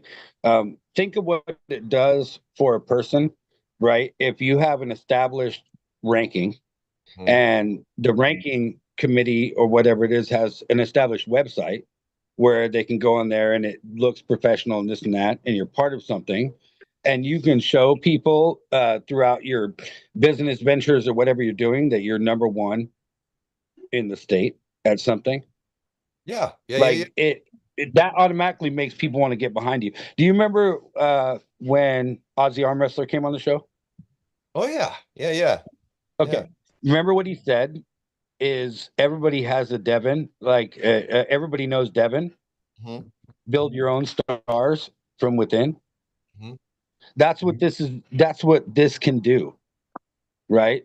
Is these guys are chasing this and this and that, and we can create through video and through blog and through all these different things our own Devons and our own story and our own thing that can spread this thing to the other audience, Right. right? Absolutely. Yeah, you know what it really Yeah. reminds me of is I'm into fishing, obviously, right? I mean, I don't know if you guys have ever watched fishing shows. There's this fishing show that Ronnie Kovac, he had this fishing show, and I used to tune in all the time, and he used to travel all over the place fishing these different lakes. And I'm like, that would be so cool for arm wrestling just to travel around in an RV to arm wrestle everybody from different states. Like, that's just like, right? To do that, that would be something.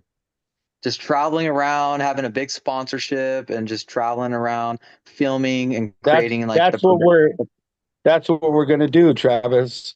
Like I mean, isn't that we've so talked cool? about I this mean, since the beginning, having a tour bus.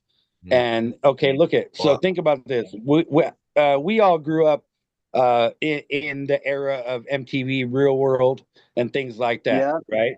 So that same stuff is what you're going to get on a tour bus for a week long trip with 12 guys or 10 guys in the bus. It's the throwing up from drinking, partying too much. It's the fights that happen. It's the all this stuff that really happens on the road when everybody's like bunched up in a bus together, and the love at the same time. Dude, yeah. that's how you do it. Like Game of Arms, in my opinion, was really onto something, except for they were too theatrical. Like if it would have been a little more personable and not so like yeah, just theatrical, it could have stayed around. And I think that you can do something with that model, um, Oh, and really spread absolutely. this. Yeah. Yeah. Yeah, like my girl still watches like all the old shows of like Flavor Flav, I Love New York, all those MTV shows, you know what I mean?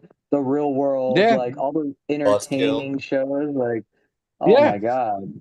That's the thing. Yeah. So you tell me that you wouldn't want to watch 12 of us in a fucking house in a bus together for this period of time where we're going from here and there. Have you guys ever seen, if you've never seen it, please look up the show King of the Road.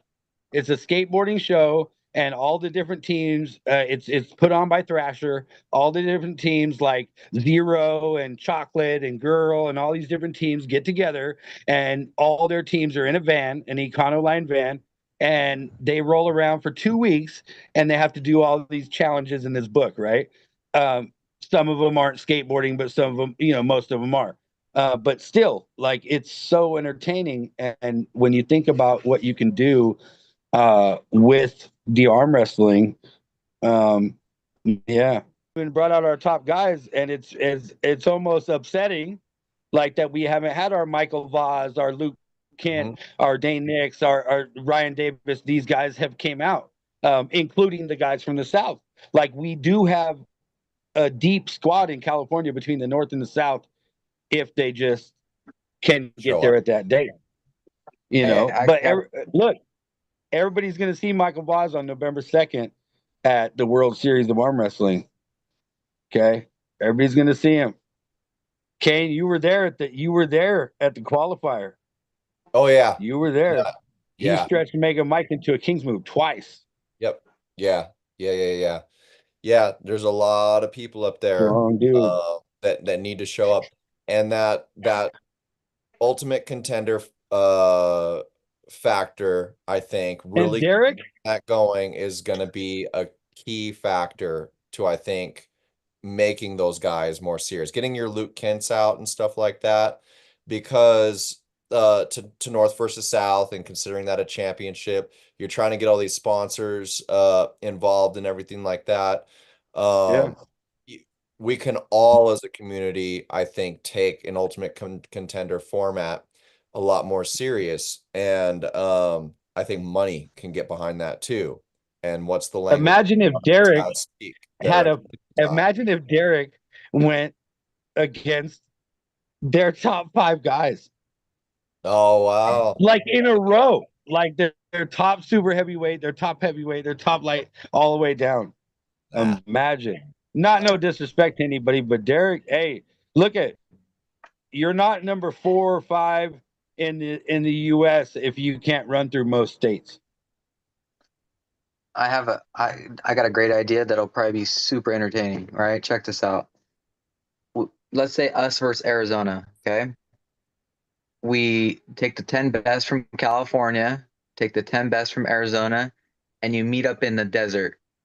And whoever loses their super match has to stay in the desert, like obviously it'll be like on TV, right? Like they got left in the desert.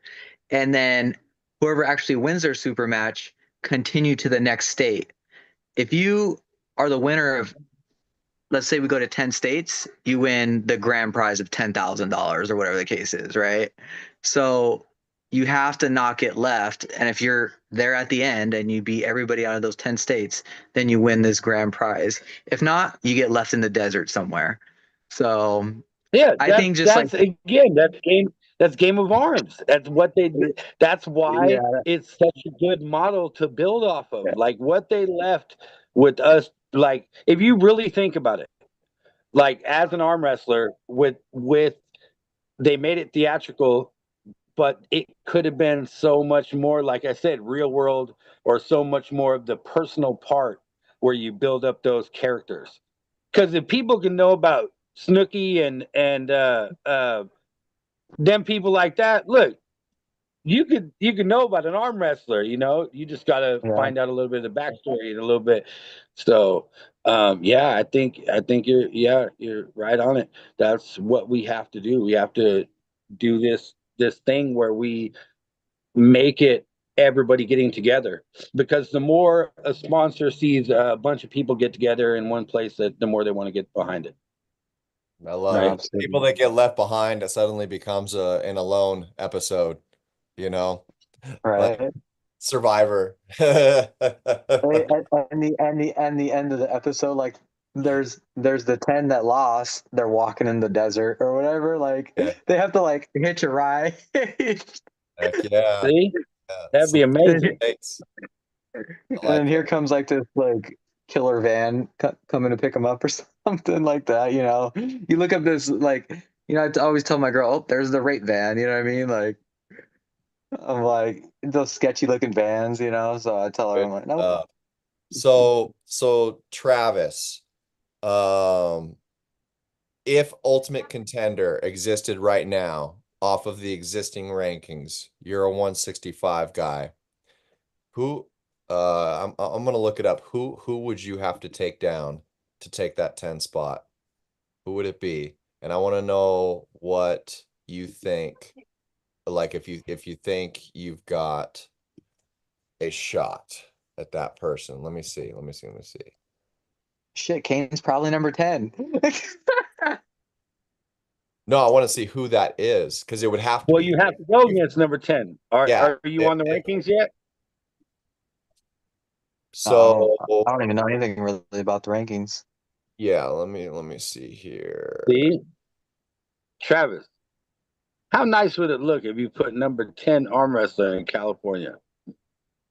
I mean, that'd be cool, but it'd be nice to be like number 5 or something like that. I Travis is mean, you'll get getting there. good. You'll get He's up there. to like a 60-pound frying pan, I'm sure. Like Nah, no, I'm positive. at like 12 and a half. If you look at cast iron skillet is the way to go. It I'll is tell you, definitely the way to go. I'll tell you this: once I get to a 60 pound, I won't be able to be moved. I'll tell you that. 60 pounds is insane.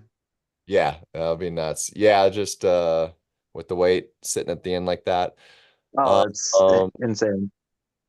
okay, so currently right now on the left hand, your number 10 person is Mike Brown. Yeah, no Um, shot. and let me see. You know who, dude, okay.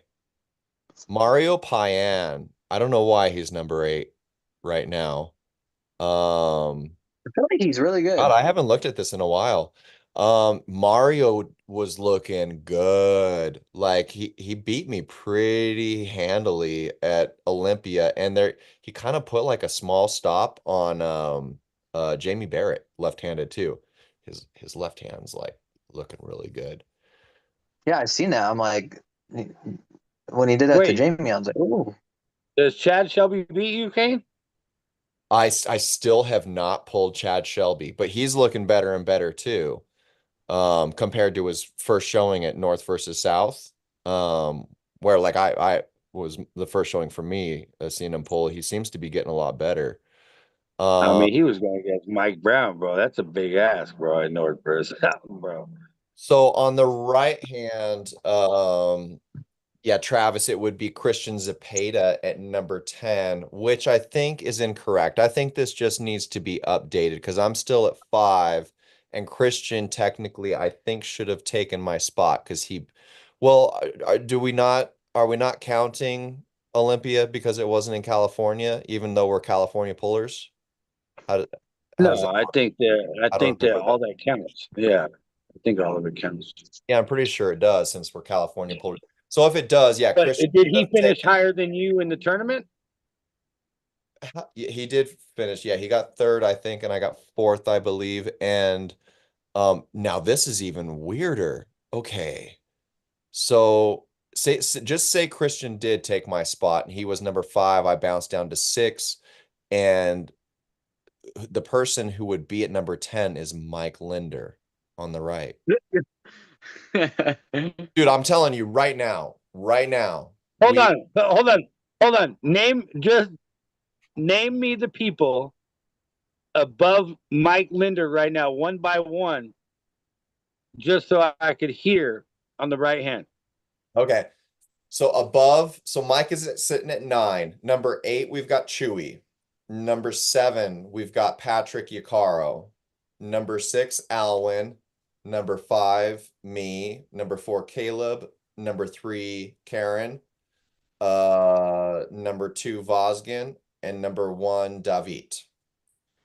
Okay, I mean that. I think, yeah. Well, I'm pretty sure that I've seen Mike beat people on that list above him. Um, I'd really like to see him and Chewy pull, just because of styles. Um, Well, I mean, I'm ranked above Chewy, and I won't beat Mike today. I don't think I will. Yeah, I really don't think I will. Yeah, I think do you, he's do better. you think you'll beat Chewy today? Uh, I mean, I haven't pulled him in a while, but I feel like more likely I would. I would definitely take the match, but I can definitely say without a doubt, if we were running Ultimate Contender through super matches, at least on the factor that David and Vosgin don't really pull super matches, um, Mike Linder would be number 1. That's my belief. I'm pretty confident in that. And even if they did pull super matches, I think he would definitely be a contender for that number 1 spot.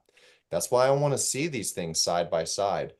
Um, So so so so so this is what I got. The last Yeah, time I I think seen he's up there. He's up there for sure. the last what kind of confuses me too now is Will, right? Will hasn't pulled in a tournament, but the last time I seen Will pull, did he not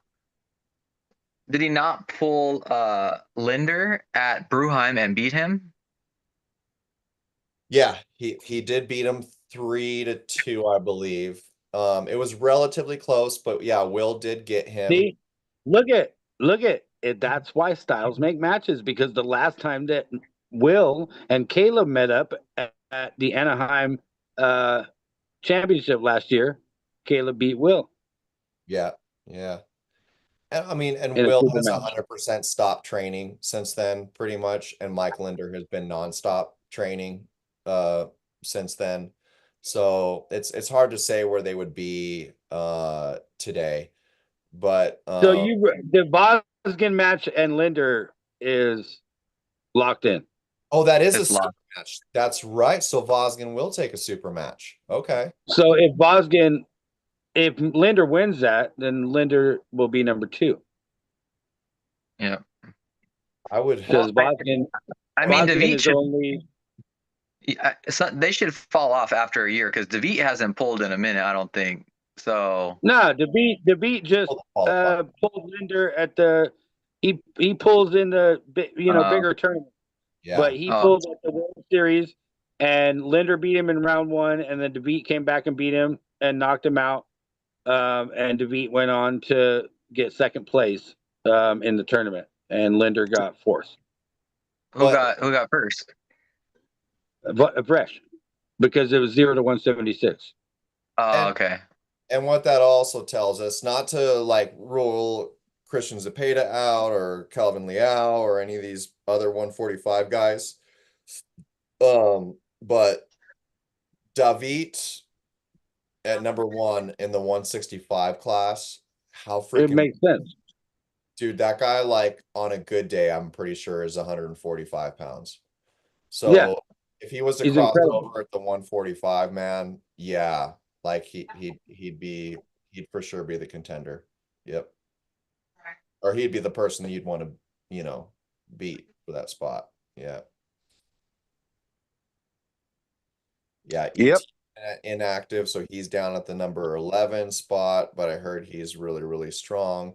But I'm just looking at several names on this list.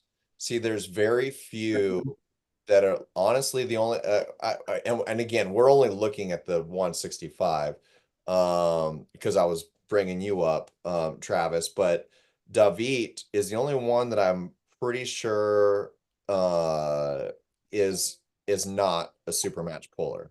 I've tried to set up a super match with him just to kind of like test myself, but yeah, he says he only wants to pull tournaments, but there's a lot Hey, of other names on this list that I think would take an ultimate contender super match style ranking system very serious and show up different people, like for sure. David would show up for money. Like David doesn't want to pull people for free. And Right. same thing with Vosgin, right? Like so See that? obviously stuff costs, but But yeah, am I gonna go, let's for instance, right? Am I gonna go out and say, hey Vrej, do you want to take this super match for $2,000? No, I'm not.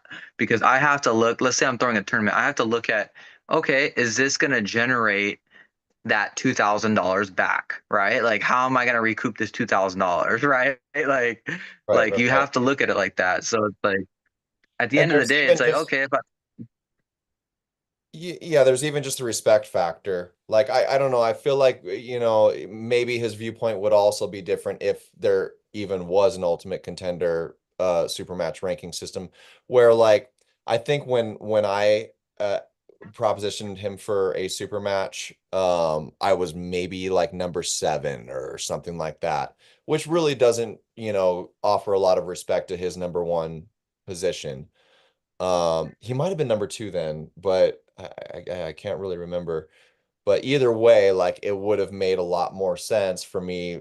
Like if he knew I had to go through each person to get to him, that I had to get to the number 2 spot yeah, to yeah. deserve a match with him. Maybe he would have said yes also in that circumstances. Yeah, yeah, yeah. And does that, He's not gonna be like, he's not gonna, for instance, he has a bad day. He's not gonna be like, oh shit, like I shouldn't have taken that match to the number 9 guy and I'm the right, number 2 right, guy. And why? Yeah, like, you know what I mean? Like styles make matchups, like you said. It's like that style doesn't really favor my style of pulling type of deal. So like, you know, like there's certain people that I match up really good against. I'm like, some people may think like, oh no, Travis is gonna get killed by that guy, but it's like I tell myself all the time, if you don't beat me at the start, I have a shot. Like I tell myself all the time, like that's how I personally feel. If you're not significantly stronger than me, I always know that like if I don't get beat at the start, I have a shot. right, So right. like if you have that confidence, like then it's like you have a shot. Like I feel like you do, unless you're that much weaker. I've got two So names. I got 2 names, and I want Josh to help me on this. Are you there, Josh? Yep. Patrick Yacaro. How do you think that would play out with Travis? With Travis who? Right here, Travis Provencher. Uh, Patrick I would Yacaro. say from what I've seen, um, you got a little bit more time to So you're go. saying Travis has a shot with Patrick? Right now, well, uh, you lost to Aiden and Alden, is that correct? yeah, Alden Salazar, yeah. Yeah. So from what I've seen, they don't have anything for Patrick. Patrick is similar to Chewy. Okay. And how about Alwyn? I only see Patrick um, at North. North tournament. What was the last event he pulled in the North? I feel like I'm not really Patterson. familiar with him. Patterson. He beat Chewy at Patterson. Really? Yeah. Interesting. Okay. So that's how we got ahead of him. And Alwyn, okay, I've Yeah. pulled He actually knocked Alwyn. Chewy out of the tournament. Yeah. Yeah, I've pulled Alwyn and I've pulled Travis. So, I mean, just for me, like a lot of the where the top 10 is doesn't make sense to me. Not that it didn't, hash out this way through some tournaments or something, but yeah, the two names that pop out to me is Patrick and Alwyn. Well, maybe Chewy. I don't know. Yeah, I'm just talking about Travis here. If there was Well, an talking about variables, at Patterson, Chewy and Caleb, they met fresh for fresh round one, and it was a long match. And Chewy was, Caleb took everything at the end of the match. Chewy was burnt. And an round two hour was time Patrick and tournament. Carl. Okay. Fresh for fresh. They've met up before, and Patrick can't really, from what I've seen, slow down Chewy fresh for fresh. So, yeah, I feel like those Alwyn, variables mean a lot. Alwyn on the right is the only one I could give direct information from since I pulled him and Travis relatively recently.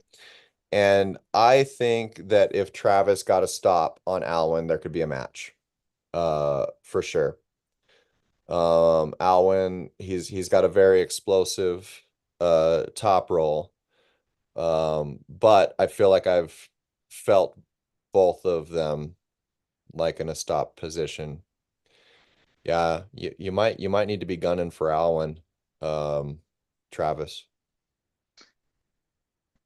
Yeah, I'm gunning for a lot.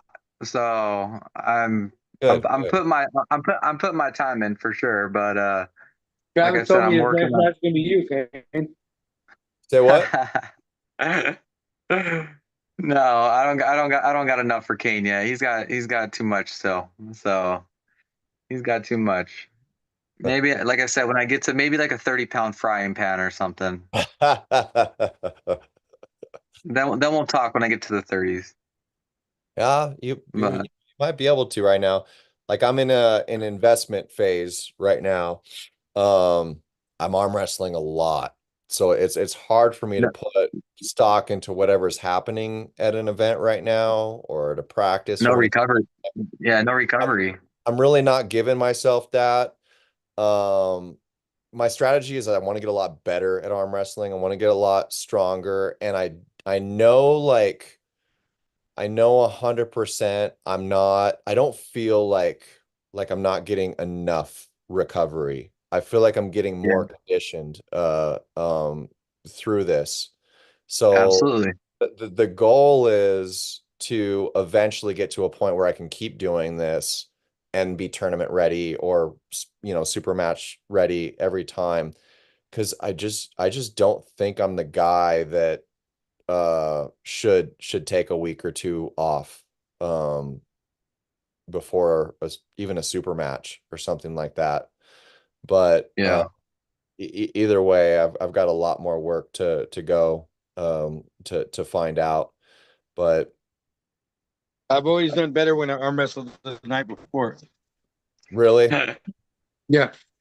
yeah, Casey and everybody will be like, dude, what are you doing? And I'm like, yeah, I'm just going as much as I can, and then I'll be good. When I go in cold, it's never good. yeah, yeah, It's kind of like you think about like a weightlifter. They don't just go and do their max rep right off the bat cold. They yeah. build up Yeah. to it. Yeah, it's funny you say that because I never pull a week before a tournament, and I pulled the week before Vegas, Olympia. I never ever pull a week before, and I actually pulled better at Olympia, which I felt some kinks in my arm going in. I'm like, oh crap, like this is kind of gonna play a factor, and I feel like it really didn't. It was there. It was there. I felt it, but like I didn't feel like it affected me on the table. Mm. Um, and there was but like I said, when I arm wrestle, I don't have that speed, that explosiveness yet. So it's like I'm taking hit after hit. And I was explaining this to somebody the other day. I was like, in Vegas, I took hit after hit every single round, pretty much, I felt. And it's like by the time I did get to that final match where I'm like, all right, if I win this match, I come in first. If I lose, I come in second. And it's like by that time, your elbow's just trashed. Like just taking those hits. It doesn't feel like it in the moment, but it's like after I won, to kind of put it to like sudden death type of scenario, right? Um, I was like, man, that like the pressing motion just took everything out of my elbow. I'm like, all right, well, at least I know what I need to do. At least I know what I need to work on. Every tournament's something different is something else I need to work on. Like I'm like, oh, I need to work on this tournament. Oh, I need to work on this. It's like you're working on different stuff every time you come out of a tournament, and that's what's the beauty of it. It's like you think you have this area so locked in, and then it's like you come out of the tournament, and that's the area that you need to work on. And it's crazy because then I get home and it's like, you're trashed for a week because you took all these hits and now it's like, all right, back to square one type of thing. So, yeah, I mean, that's why I love arm wrestling. Like I said, I played baseball a lot in my life, and it's like I can never really, I never had that age in me to where I'm like analyzing and really breaking down my film like I am arm wrestling. Like in baseball, I didn't break down film like I do today. I didn't break down the motions. I didn't break down the speed. I didn't break down the frames. I break down every single thing possible after a tournament. I don't know if you guys do, but I'm breaking down my film second by second on every single move, on where to put my elbow. I'm trying to take something from every tournament. So I'm trying to be very analytical, and I was never like that until today. Um, I'm trying to work out with Elijah and Todd more. I'm with them at least once a week right now, so they're down the street. So I'm like, I mean, I love what they're doing over there. I love the training that Todd's got with his son. So yeah, I mean, trust me, that kid's gonna be dangerous. That kid's gonna be dangerous. Is all I'm gonna say. He's getting good fast. So He's the um, future for sure. no, Yeah. no, for sure he is. For sure he is. I mean, the kid's he has a drive in him, and I mean, I guarantee anybody goes over there and trains with them. I mean, I guarantee he lifts more than most. I'll tell you that right now. I mean, uh, yeah, it's really fun, and me and Todd kind of have the same mindset too, which is really cool. So we talk pretty often. But yeah, I mean, it's nice to kind of pick people's brains, of course, Yeah. in this field. I was never able to do that. And it's something that I'm really, really into. That and obviously throwing the tournaments, of course. I mean, bringing people together is a passion of mine, but breaking down film and really learning the aspect of arm wrestling is really fun as well. So Yeah, I yeah, used to that's what I like. I still say this, but I always like, when I'm working with newer people or something like that, it's tough to get people to compete. And I'm usually telling them that like one tournament, what you learn from it is worth like 20 practices. You just learn so much more. But now at this point, I'm kind of like rethinking that. So, you know, so I feel like in practice and the gym, there's improvements in strength that you can get. You can find out in a tournament maybe where you legitimately it wasn't so much technical, you just weren't strong enough in that area. You can try and get Yeah. strong. But I think the thing that a lot of us don't do, one is breaking stuff down in your footage. I think that's really good. Because that's a lot that's hard for people to do, especially in losses. People don't like watching themselves lose over and over and over in broken down footage. But how to translate that to practice. You know what I mean?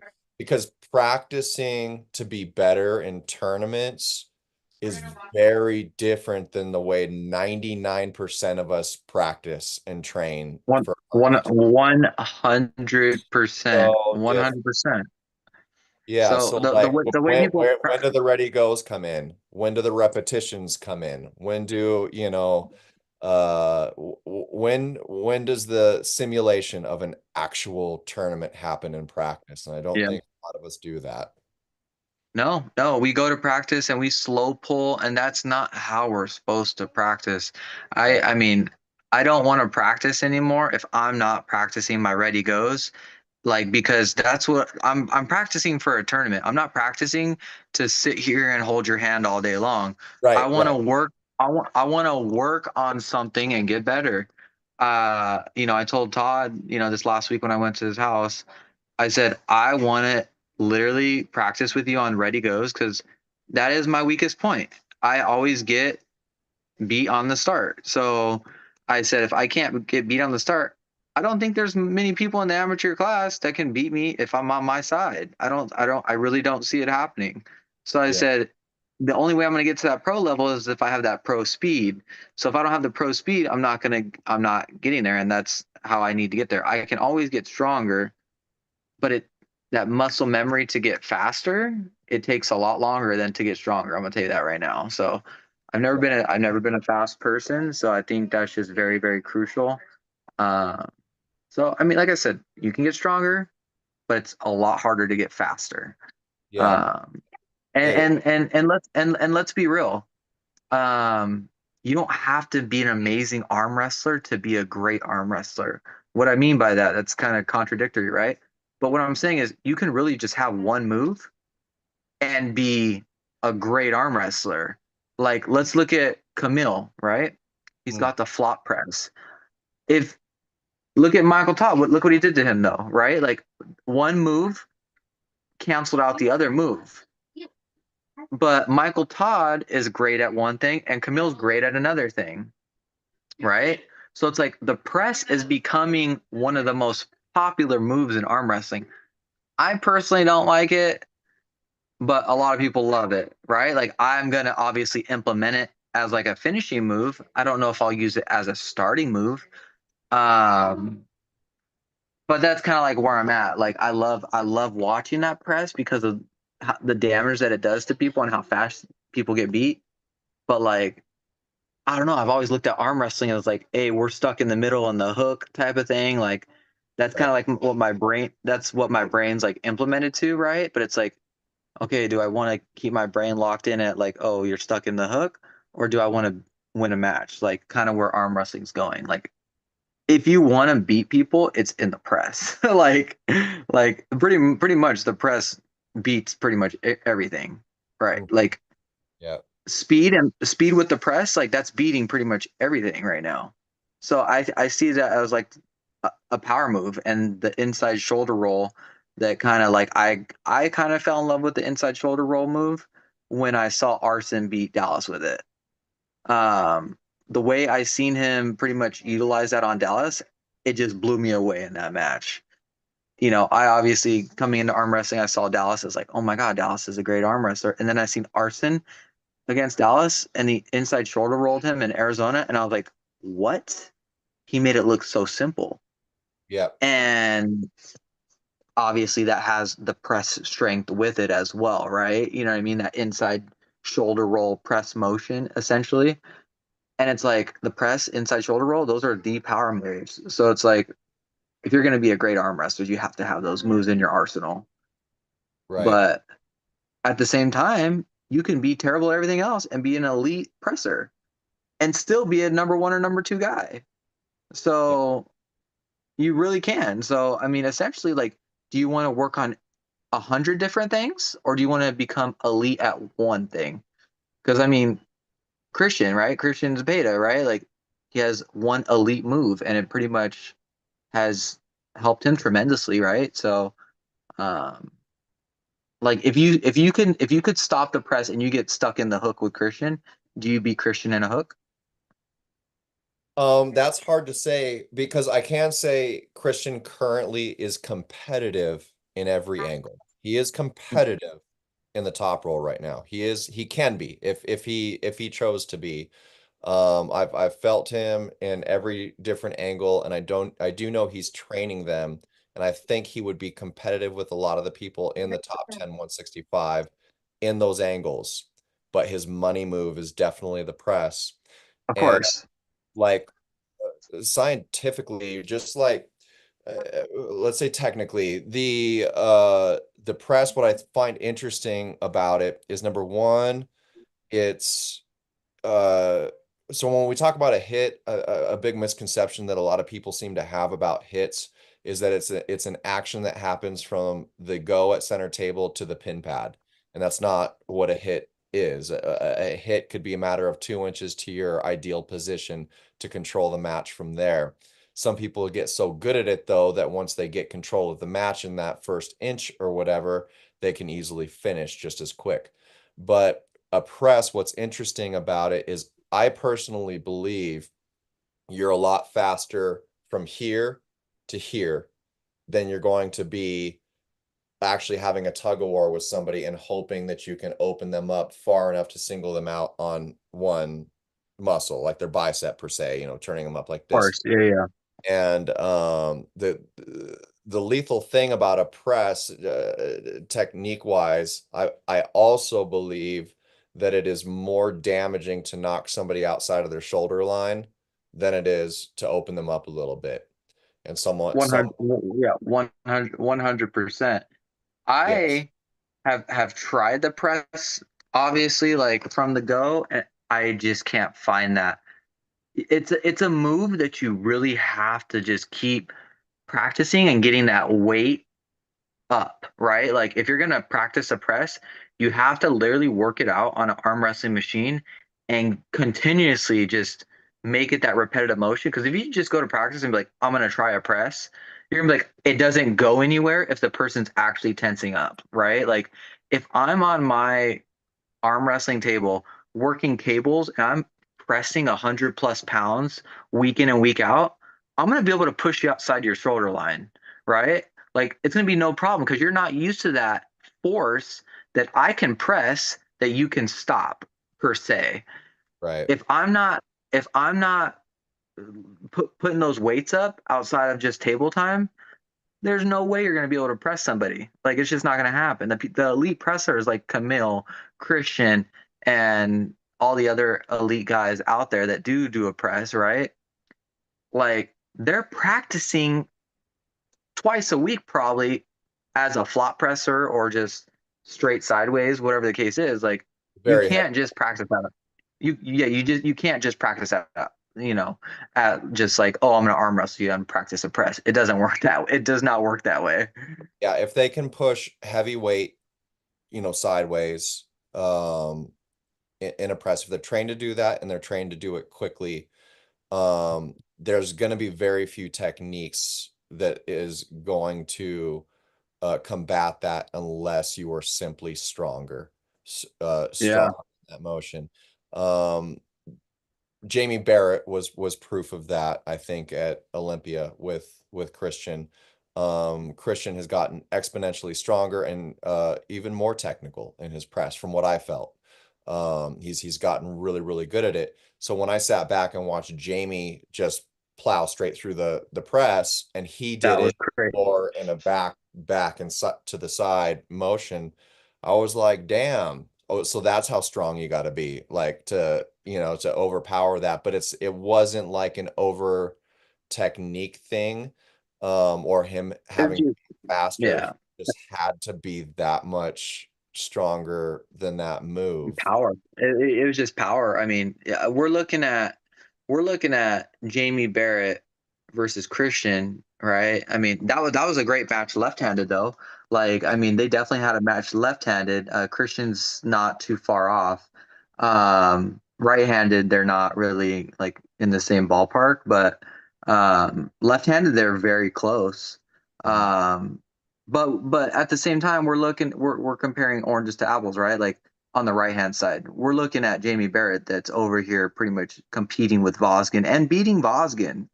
And right's his Um, dominant arm, left is Christian's dominant. yeah, so I mean, we're looking at it and we're like, hey, we look at Vosgen as this high top tier guy, and then you have Jamie coming in that, snuck a win on him last time, the last time around, but this time around, like, hey, the only chance that Vosgen really has with Jamie is in the straps. Like Vosgen doesn't have a shot outside of the straps with Jamie. Like, and we've seen that at Olympia. Right. Vosgen was pretty much begging for the strap. Essentially, he was running to it. I mean, we saw the explosion. Both of them were going over the top. Um, but I think Jamie could easily beat Vosgen outside the strap because Vosgen knows how to perfectly utilize that strap in that match, and he needed every bit of it. And he was sitting at the back of the pad too, trying to pretty much burn off Jamie in a King's move. So that was fun to watch too. So, but if they were to go inside, Jamie would have probably beat Vosgen because from the looks of it, Vosgen was pretty much applying as much pressure as he could at the back of that pad. So that's what I seen. I don't know what you've seen in that match, but I mean, I seen that Jamie was that much stronger, and then Vosgen had to utilize everything he could in that strap. Well, Vosgen was So extremely fast, but definitely faster out of the strap. And from what I saw, yeah, Jamie was definitely able to get the jump on him, or at least control center first in the strap. So interesting thing about Vosgen though, that was my first time actually pulling him in a for real mat, like in a tournament. Dude, that guy is a tactician. Like, I have never had somebody slip on me and damage me at the same time. Like, crazy how hard he slips. It was yeah, crazy. but yeah, he slipped so explosively and strongly.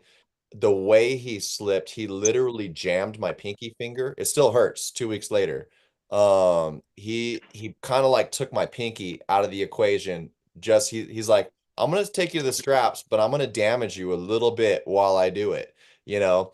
And so he did that, and a lot of people don't know you lose a lot of control in your overall cup it just by dismantling your pinky a little bit. And that's why a lot of good low handers and risers will attack that, because it also affects your ability to cup with your other fingers if you take those And bottom out of the and equation. that's where that 30 plus years of experience comes in right there. Dude's a Like, badass. Yeah. I'm sure you learn all these little tricks and little cheats or whatever the case is, in all this time of arm wrestling. I feel like I learn something every time I arm wrestle with somebody that's been in it a while. You know what I mean?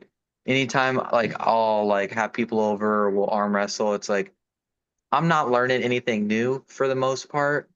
If I have some people at my house, if I go to practices, I'm like, hey, I'm always learning different stuff. Like whether it's in the strap or just in the setup or how to potentially get faster on ready goes if somebody has been in the sport, right? I would love to train with the Armenians for a few months just to pick all their brains, right? Like they know all the tricks. So, I mean, who knows? Maybe I'll go down to Mindy's gym every now and then and spend the $20 to get in there or whatever the case is. But I mean, you're with world champions and you're learning everything that they know, I'm sure, or at least some of it. Um, but yeah, I mean, learning from these guys at that elite level is just something special for sure. Yeah, the Um, things that stick out to me the most about the Armenians that train over there at Mendy's, compared to other teams, is one, they know how to train strength really, really well. But the other thing is almost all of them that are at a competitive level know how to hit to position really, really well. You don't see a lot of them flash pinning the way like Ole Musai does, right? But almost every single one of them, they're so fast and explosive just to hear, to basically their spot, you know. Vrej is a little different, but I think it's hard to compare Vrej because are we talking about the people like the super heavyweight that actually tests him in the overalls, or are we talking everybody else?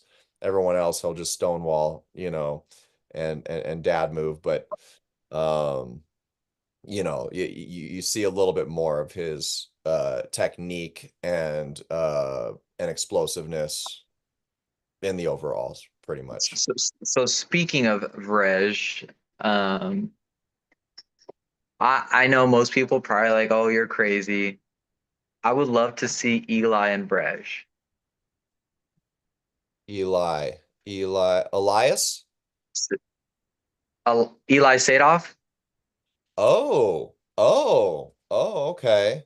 Okay. I actually, I mean, people be like, oh, Vrej should destroy him. I mean, from what I've seen with Pablo, I'm like, I, I mean, I'm sure Vrej would still beat him, but I mean, Eli just he didn't get moved from center by anybody in the entire tournament. So I'm like, yeah, I don't know. I think that'd be a really fun hook war with those two. I think Eli is significantly better than people think, and he hasn't lost a round left-handed at Laray's tournaments. So I think he deserves a shot with. I think that would be something Yeah, fun. I'd be into that match. I'd love to see it happen. Uh, Um, that's that's that's a that's a high paying match. I reached out to Eli and I was like, hey, what would it take for that match to happen? How much? Yeah, we ain't gonna talk about that right now. what part of the country is he? Because he's in the States, right? Right now, Eli. I don't know. I mean, he's always arm wrestling in these big tournaments, so I mean, I wouldn't expect him to be too far. I mean, he's at Laray's tournaments.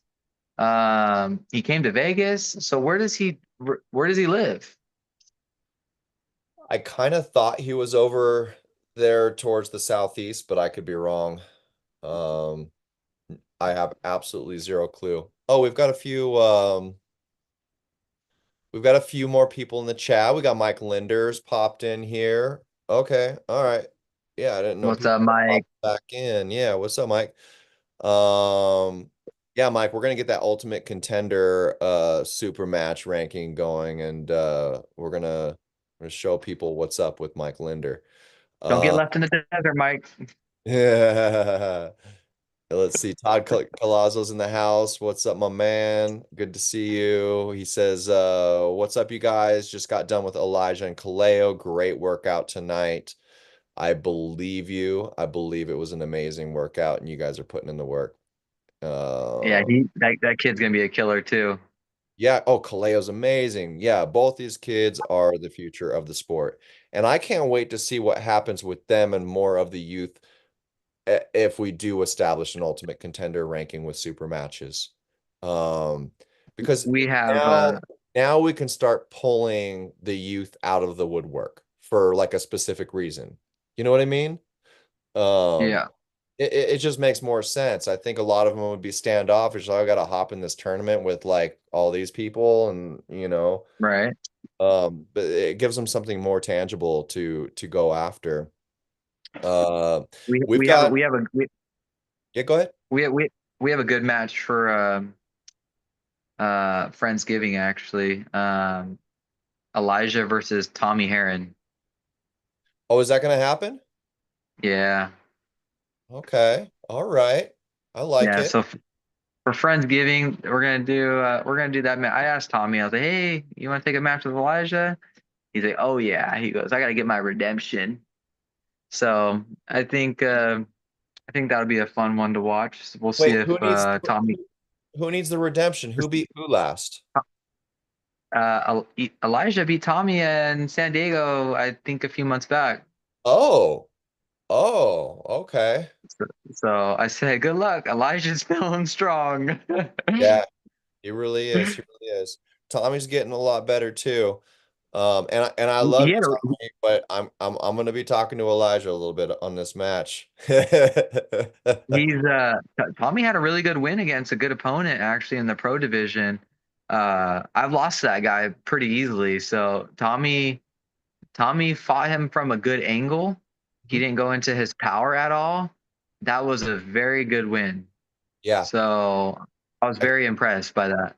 I can definitely say in the last few months I've noticed that he has gotten stronger, like arm strength, but he's using his leverage a whole lot better. So As he yeah, should, for sure. yeah, Elijah might have a little bit more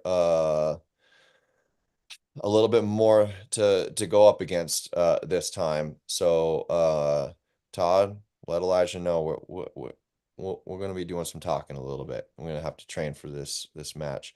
And I love you, Tommy. I love you, Tommy. Keep putting in the work. We got Zitchy Sticks is in the house. What's up, Zitchy Sticks? Says I always take a week off. So talking about recovery. Okay. All right. Yeah, that's the thing. Different things work for different people. Um, oh wait, is Itchy Sticks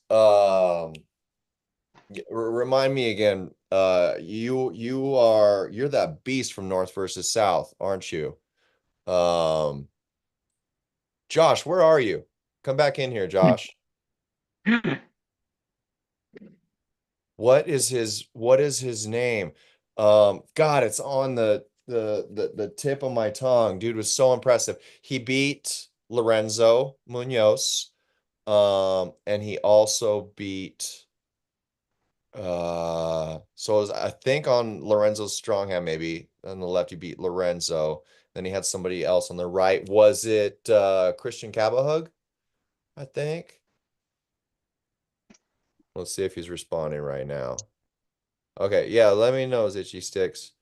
And we've got 98% arm wrestling is in the house. What's up, my man? Good to see you. Says, what's up, fellas? Good show. Thanks a lot, brother. That means a lot. It really means a lot. What's happening with y'all over there on the east side? Oh, are you gonna be at the Tennessee shindig December 7th, 98? Are you and your crew all gonna be out there? I do plan to be there. Hope to get a chance to meet you all in chat, poll, and whatnot. Let's see. Atlantis IRL says, "Oh shite, how have you been?" Let's see. Okay, so Atlantis must get around to both shows. Uh, Ditchy Stick says, "Is Jerry's press good enough for Levon?" Very good question. Absolutely not. It's gonna be a landslide, LeBron. I don't even think it's gonna be I don't even think it's gonna be close. Yeah, I think Levon's just too strong. yeah, yeah. It's I mean, yeah, I don't see it because I mean, yeah, no. I don't see a lane for him, but who knows? We'll see. yeah, it's I'm looking at it like this. I think Camille Jablonski has a stronger I think he has the strongest press on the planet. And I don't think like I see what Michael Todd has done to Camille right-handed, and that's not Camille's strong hand, it's his left hand. Um I just don't think if like the roles were reversed, like I don't think that I just don't think that Jerry could do anything to LeVon. yeah. I I'm don't going I don't know. to agree with you on that, but there's still a big question mark there for me. I want to see it. I want to see it. And that's the thing with any press. It's like honestly, I was surprised when Michael Todd beat Camille, but presses are such wild card elements. It's hard to say what's going to happen. And what was it? It wasn't even an off the start press, but wasn't it Hermes's flop wrist press transition that actually kind of slowed down Levon and kind of wore him out a little bit? Yeah, but do you think that Hermes is better than Jerry? I mean, I mean, do you think he's strong? Do you think he's stronger than Jerry? yeah, I have a hard time with those questions because I have to see it happen. Well, Didn't they go against each other? Yeah, they did. And Hermes beat him, didn't he? Didn't he? He like swallowed up his press Yeah. perfectly, I think. Yeah, wasn't it Hermes that beat Jerry like a year ago or something like that? And then Hermes is just getting stronger. So I mean, but the thing is, Devin made him look bad, and Devin got destroyed by Levon. So it's like Yeah. styles make matchups. I totally understand that, but I just don't think because essentially Jerry's got one move and it's the flop press, right? Like that's the one move that people are hoping that it's gonna win. Because he's not gonna beat Levon in a hook. He's not gonna beat Levon in a top roll. He's got one move, and Yeah. that's what Levon has to pretty much Remember. combat. And Levon has had months to train because, granted, the King of the Table venue still hasn't been announced. It's in Vegas. We just still hasn't been announced where it's going to be, which is kind of bad promoting on King of the Table part. Um, for an event that's supposed to have 2,000 plus seats, like it's less than 2 months out, and you still don't have an announcement for a venue location. So, It's but these VIP guys have only. known about, bro, 2,000 seats of VIP. Yeah. Josh, Zitchy Sticks. That's isn't that that badass from Zach North? Atrops. Say it again. Atrop. Say it again. Zach Atrops. Zach Atrops. Yeah, that guy is a badass. Yeah, That's a bad dude right there. yeah, man. I want to see him work through an Ultimate Contender format for sure. Oh yeah.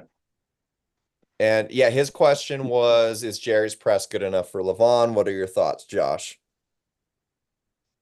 Jerry's press. Well, here's the thing, right? Uh, that's a good question. I believe, in my opinion, uh, I'm nobody, right? But just my own opinion from what I've watched in arm wrestling, styles make matches. When's the last time you've seen somebody go heads up with LeBron and go forward? Mhm. Hmm. Okay. So the thing is, Jerry doesn't just have the flop wrist press; he has that shoulder roll, Mhm. which he's obviously very good at. You've seen him like completely demolish Kurdecha. Mhm. It's a big deal that Levon will be the one flying over here and having to go through the time change and the adjustment of acclimation of environment and things like that. That plays a big part in athletics. Right. So yeah, And I think I agree that for sure. he might he might he might shock him. Jerry's definitely, in my opinion, like, and I'm sure everybody's opinion, way better than Hermes is at the dead wrist press. That's Jerry's move. And Brzink said it himself, like, you don't know what it feels like until you pull Jerry. You just don't. He's different Right. than anybody. Right. So we've already seen what happens. Levon, when he's all the way opened up and he's fully extended, we've seen what happens when he's in that position. Can Jerry get him in that position early? You know, I hope so. I hope so. But yeah, yeah, I think Jerry's powerful enough if he gets a spot. Yeah, I hope so too. Yeah, I love Levon. I think he's amazingly strong, but I also think he's very technical. I think he would come prepared for Jerry, technique wise. But yeah, I just love an underdog. I love to see movement. Atlantis IRL says I really liked listening to Todd Hutchings and Ingen. I know blasphemy, he says. Mostly Todd talk about Jerry versus Levon. Okay. Yeah, I'll have to check that out. That'd be cool. What channel was that on? Atlantis? Was that on Ingen's channel It's or probably England. Yeah, okay. he's been interviewing all the athletes that have matches and stuff. Yeah, Todd Hutchings is one of my favorite pullers. I don't lately I haven't been following a lot of arm wrestling channels. I've been arm wrestling a lot, but yeah, I need to get a little bit caught up. But in terms of watching arm wrestlers arm wrestle, and yeah, I love watching Todd pull. Let's see. Okay, so we said it just came out You know today. what's funny about that? is with Toddzilla. A lot of people talk about how he's an engineer and he's very educated when it comes to like mathematics and things like that. And they're like, why isn't he more technical? When you really think about it, he may have broke arm wrestling down to its most simplest form, Mm-hmm. Mm-hmm. Mm-hmm. which is technical if you think about it, right? He's figured out a way to just, rely more on certain power vectors and one lane movements, Yeah, you his know. ankles are extremely, extremely efficient. Yeah, Yeah. I Aaron think Blevins told got it me down. a long time ago, he said arm wrestling should be like ABC, like in points of A goes to B and it's one movement. And if that doesn't, work, then B should go to C. Like everything is one attack movement, like forward. Right. And if you break it down that way, that's kind of like what Todd does. Yeah, and the one of the elements I don't know, one of the things he couples through the technique is force, I believe, and that's kind of where the engineer mind comes into play. Because I think when it comes to strength training, a lot of us make it such a separate factor from technique. We make it such just this kind of like ambiguous thing where we're just going to get this stronger, we're going to get this stronger, we're going to do the reps of this, so I'm going to make my wrist stronger, I'm going to make this like Todd Hutchings, through his efficient technique, trains the amount of force that he is going to need to be successful in a match in that angle, which is to me very different. Not a lot of people do that in realistic ways. Like I need to be strong enough to apply this much force, this direction to be successful, in Yeah. what I do. And I'm going to be great at that. And honestly, I think Christian mimics Zepeda mimics that a lot in terms of how he trains. He definitely trains for force and speed in specialty angles, which is very, very smart. A lot of people can take a lot from that, I believe. I so Kane, do you got somebody over there at the Alpha for me? Uh Alden, I had because I was gonna have a super match with Alden November 2nd, but he has to work. So who do you who do you got? Let's see. And you're at 165. Um, I'll take somebody heavier. yeah, I don't definitely care. like style and strength is kind of in the forefront of my mind, but hmm,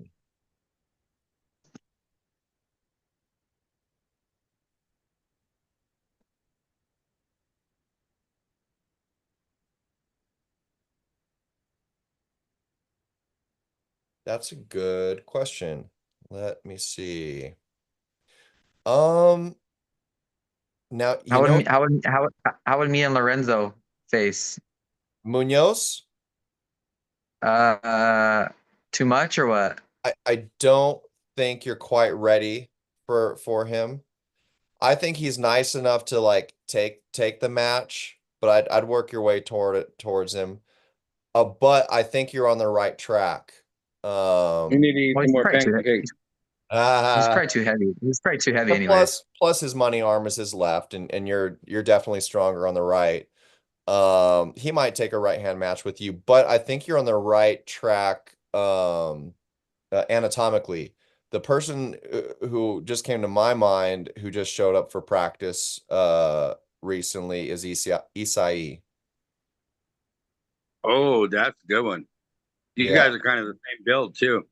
He is a little bit heavier than you, a little bit, but he's got the leverage and I kind of I'm interested to see where that match would end up. You know what I mean? Off of Hey, Travis in a post, dude.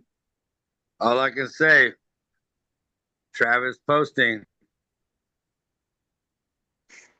Watch out. Watch out for him. yeah. Watch out for him.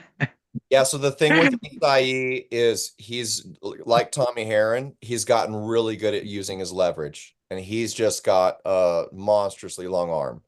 Um, Yeah. He's gotten a lot better at using it.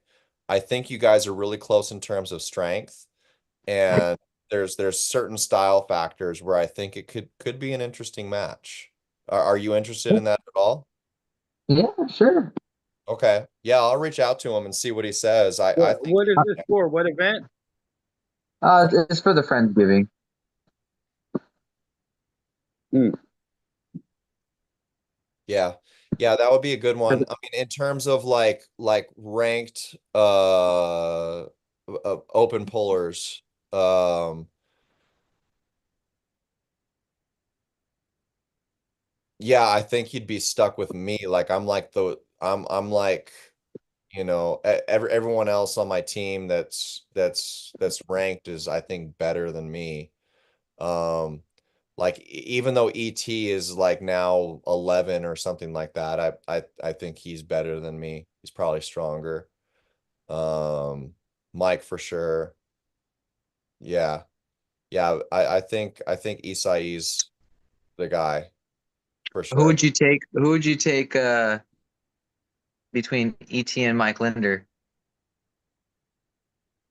I picked Linder in that match. I love ET, but I'd have to, I don't know where ET's at. I've only heard no pun intended whispers that he's really strong right now. So but he hasn't been active, so it's hard to say.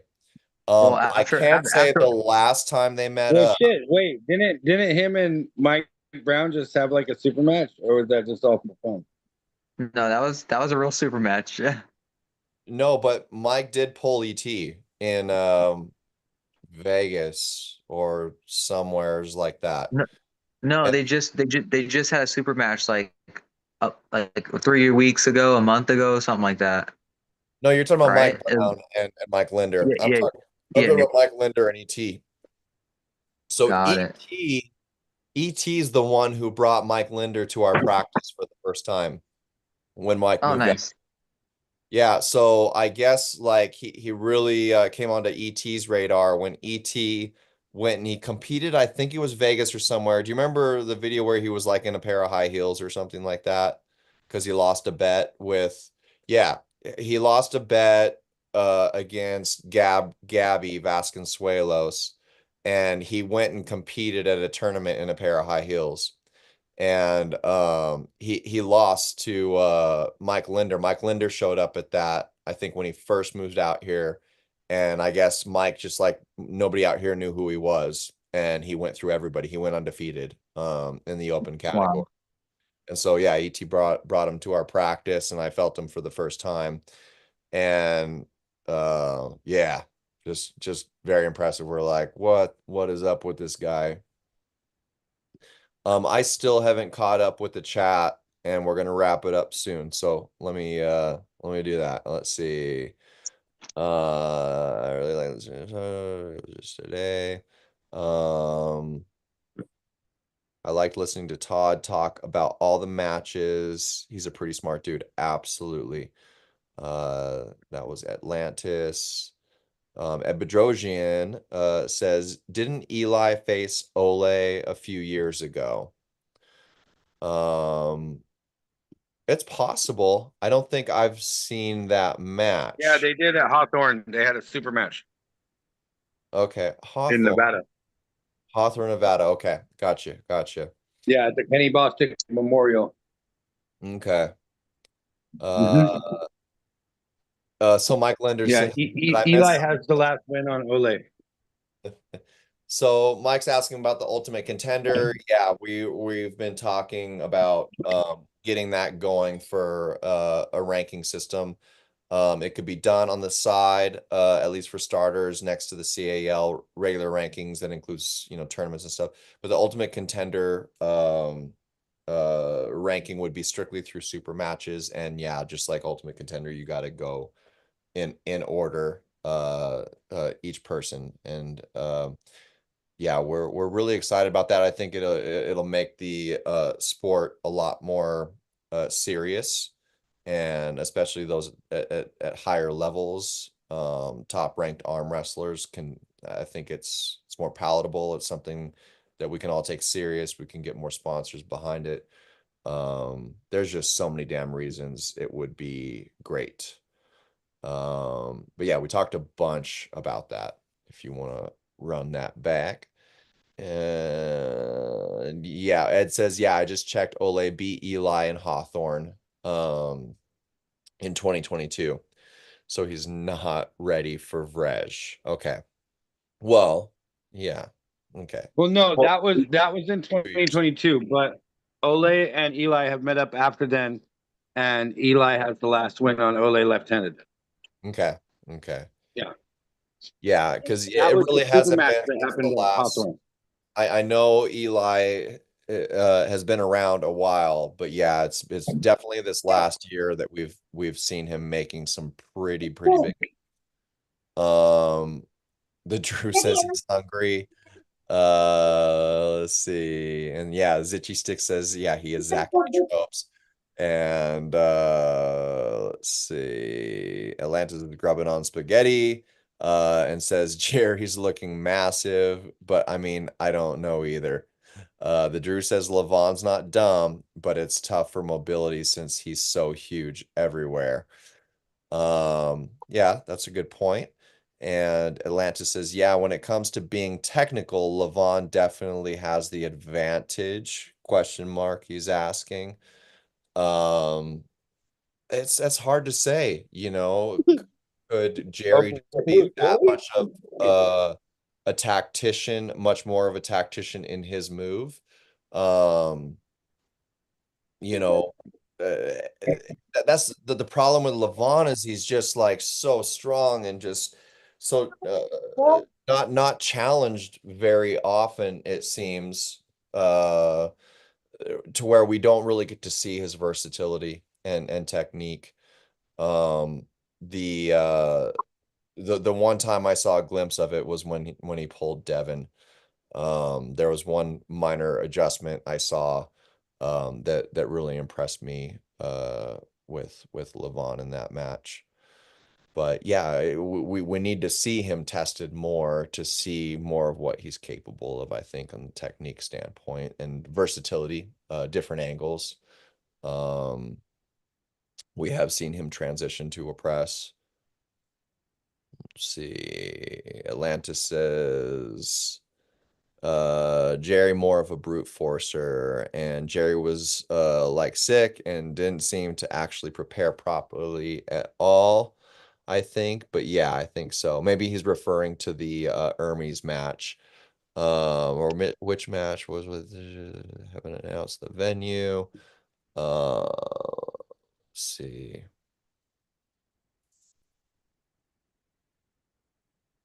Long flights seem to affect bigger guys more so. Yeah, they're talking about where the home advantage will be. So is they're picking a venue, right? But do we know if it's going to be on this side of the world or not, at least? It's in Vegas. Okay. Yeah, so Jerry does have a bit of the home court advantage on that. So that is one You think it'll very put valid factor. do you think it'll play a factor though if LeBron potentially flies in 2 or 3 weeks early? That would definitely help him, I think, if he came early to acclimate for sure.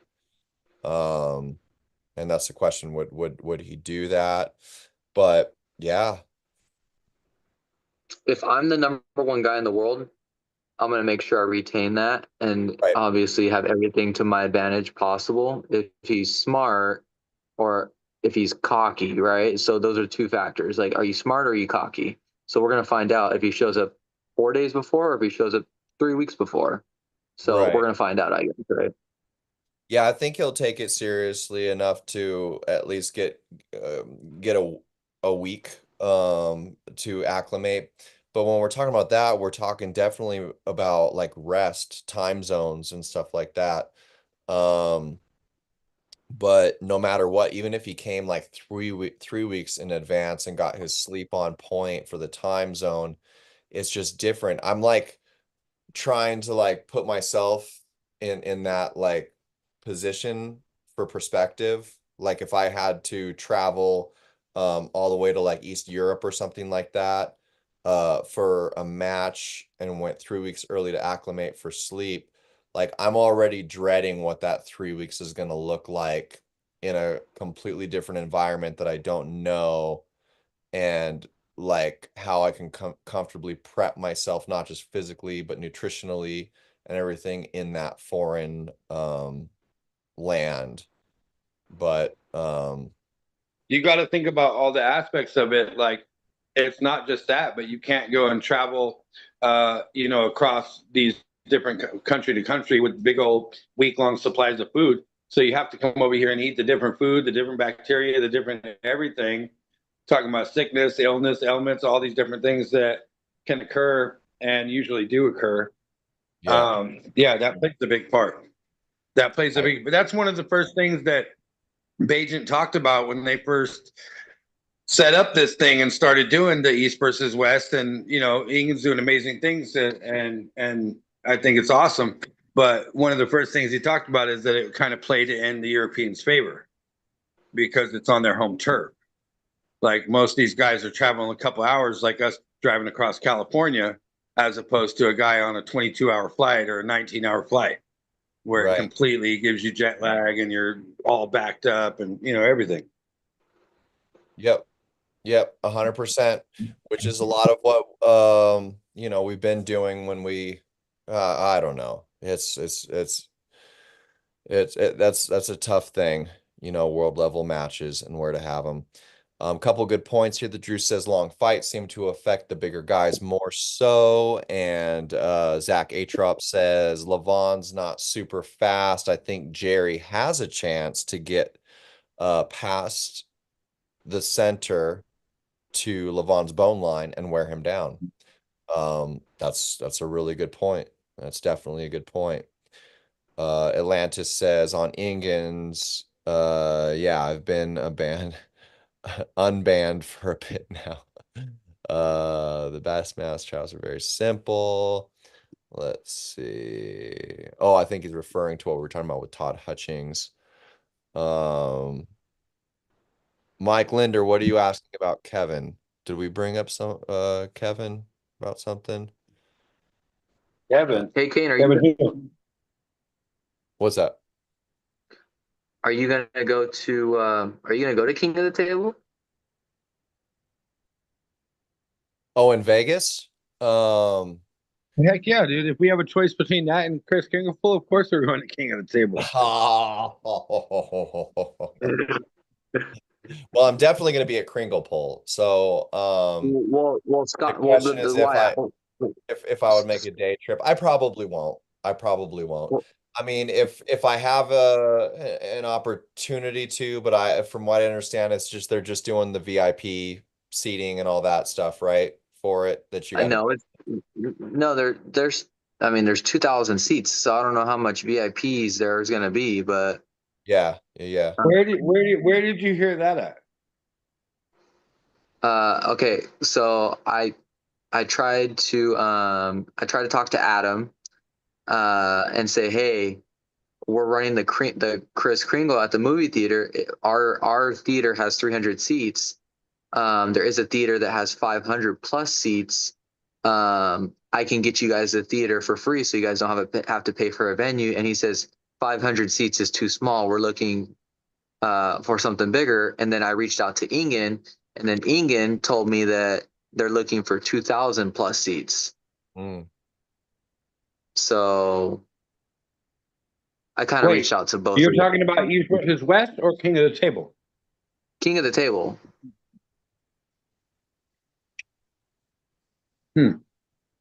What does England have to do with So that? Ingen knows everything about King of the Table because I was trying to figure out where King of the Table was going to be, and I actually found out from Ingen where it was going to be before it was even announced. So he has some kind of pull with King of the Table. And then when I had my call with Travis Bajent was like, "Oh yeah, this is what's gonna go down, pretty much." So Travis is going to be there performing or competing or whatever he's going to do. But Travis Bajan's going to fly into Vegas, and then he's going to drive with Scott Wynn from Vegas to the Kringle pool the day of. Okay. From that morning, he's going to drive in, and he's going to get to the Kringle like an hour before the event. Yeah. With Scott. No matter what, like I'll for sure buy the pay-per-view and watch it.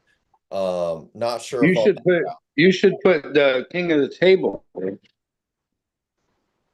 on the screen for part of the time.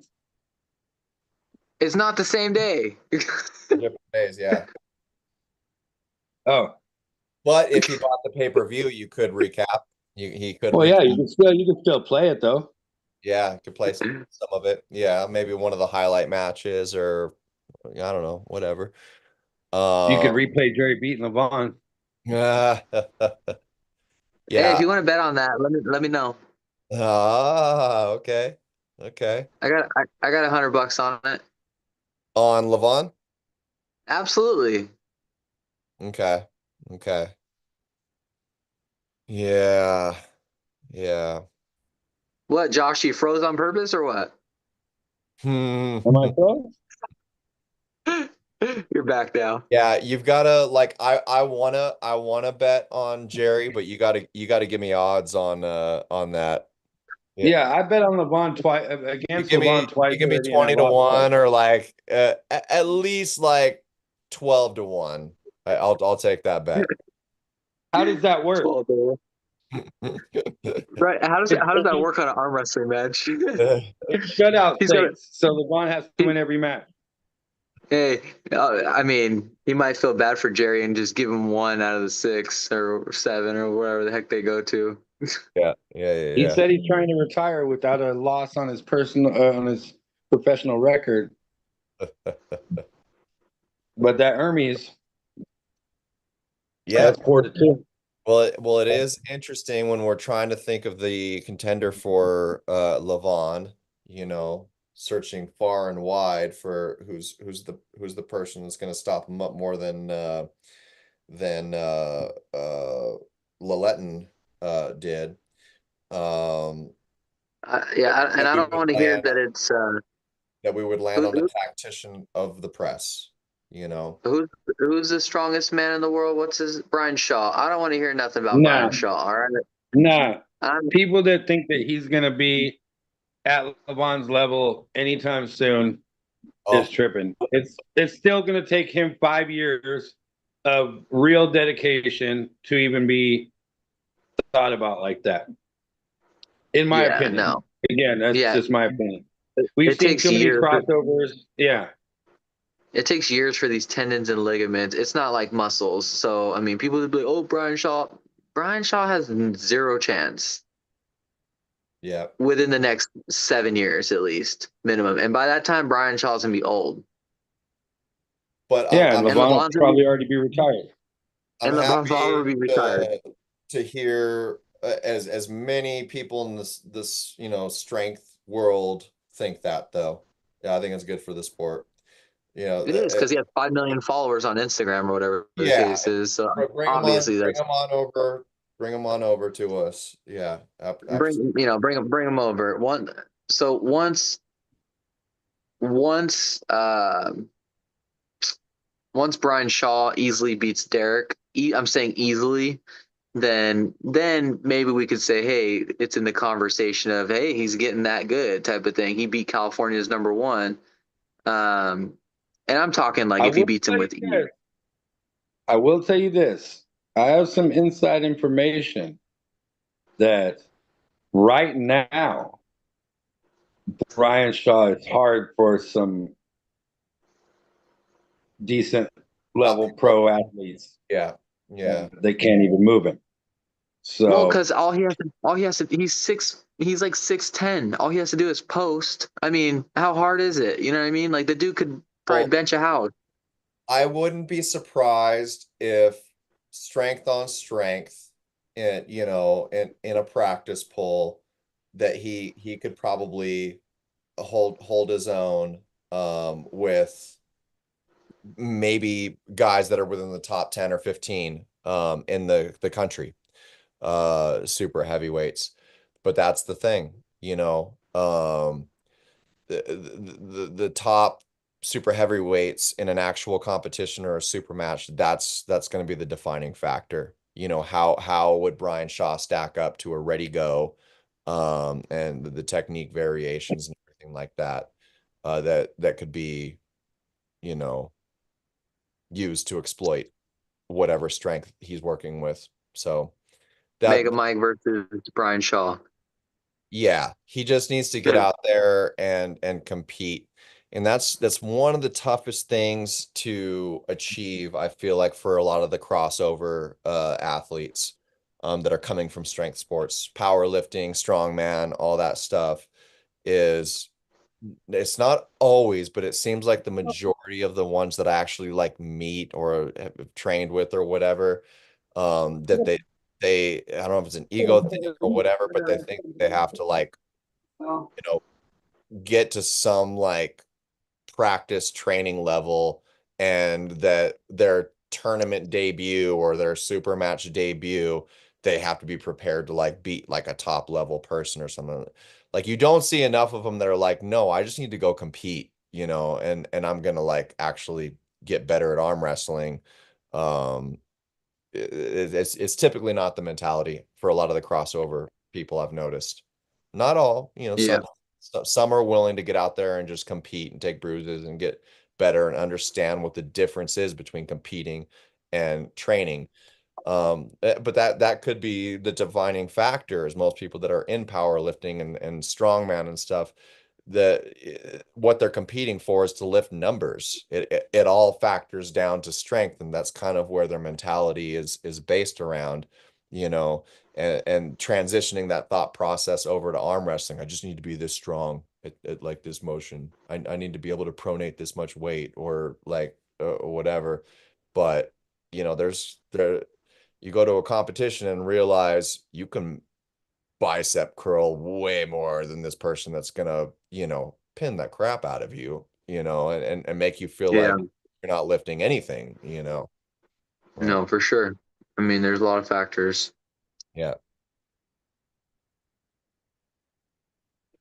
Let's see. Ed Bedrosian says, I don't know if they like it if their pay-per-view was played on your oh right, on your theater screen. Right, yeah, that would be the ultimate watch party. You'd get in some big trouble for that, huh?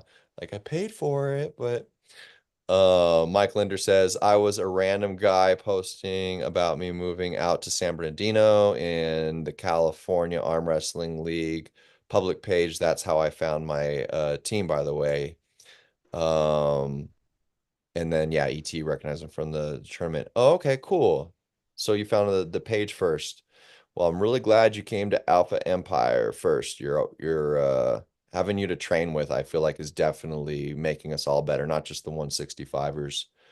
Um, and yeah, Mike says I got a response within 10 minutes about who to talk to and where to go. It was much appreciated. That's awesome to hear. I think if Mike beats Vosgian, and he doesn't get this match with David, I think he's eventually going to move up to 185s. He's getting pretty big, and I'm sure if he puts on, because I mean he makes 165s, he doesn't really struggle. I'm sure he's sitting at 170, 175, but shit, imagine he put on another 10 pounds of muscle and got up to 185, 190, and it would be huge.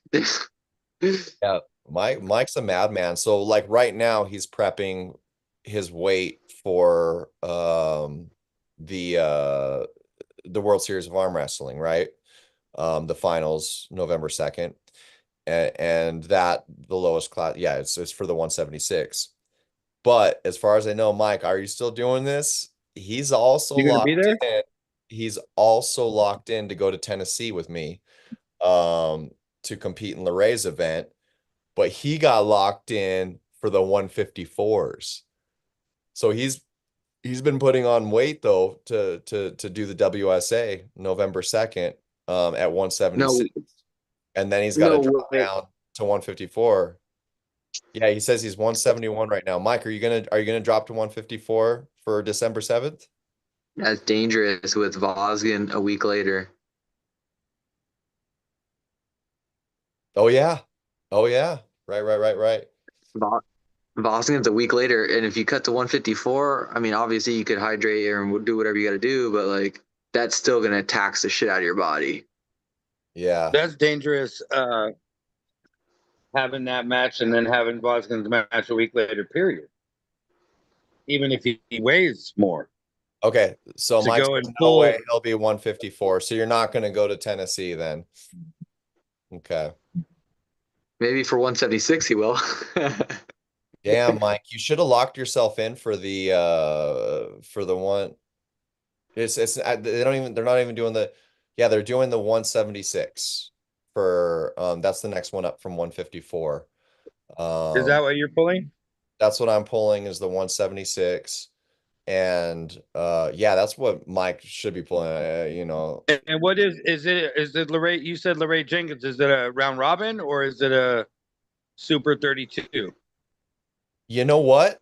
Or- You just made me remember. Yeah, because he changed that. It was supposed to be locked at a 32, but now he's letting this shit could turn into like a 60-man bracket. I So think it was like a 64. yeah, to me, from what I understand, Mike, just go. Like I don't think he's got it capped at 32. He just needs pre-registrations, I believe. So if you're Now, interested, is that let a me money know. thing? I'll hit him up, or you hit him up. It's Larray Jenkins, and see if he'll take your registration. I think he cut them off like, well, he might have the cap at October 31st. It was somewhere in October to register. But yeah, just do it. Go with me. I think there's a few of us Cali people that are going to go out there and do it. Scott, But Scott and Olin are going. yeah, yeah. I know Ricky was planning on going. Not sure if he is still, but yeah, Mike, do it. Do it. Go at 176 to Larray's deal, and then you'll just be sitting right where you need to be. What is there a weight cap for Vosgen? Yeah, because it's for the ranking, so it's 165. Yeah, that's an easy cut for Mike in a week. Like honestly, Mike, uh, I'm not trying to get to 176 for Larray's event. I'm just gonna go and have a good ass time and get some experience out of it. You'd be an actual competitor, I think, even if you just show up at 165 for that event. But it would definitely be the biggest bracket I've ever competed in. There's gonna be a ton of people. But yeah, Those East Coast guys are no joke. no joke. And I really want to see how Mike stacks up with them. They're a lot of them, their style's very different than ours. Um, I think they're a little bit similar to a lot of you NorCal guys, Josh, the East and especially the Southeast guys. Lot of hand wrist dudes. Um, but a lot of them they kind of have that Mike Linder thing going on where like they're they're hand wrist tacticians but like in a hook. You know what I mean? A lot of them down there like to hook, but their hands and wrists are just very strong. And a lot of sideways, I remember too. A lot of those guys. Um at least here on the West Coast, I feel like we've got a lot more like pull guys. Like a lot of them want to like top roll. They want to kind of get out of hands, and they want to like pull straight back. Um, and I noticed that was kind of a commonality with a lot of people in the Southeast and stuff. Strong hand and wrist, but they just like to kind of power straight through somebody versus getting away. But Sorry to get off topic. But I don't think we were ever on topic earlier. You said you wanted to implement something from the tournament to Kringle. Yeah. However, we can do some crossover. Yeah.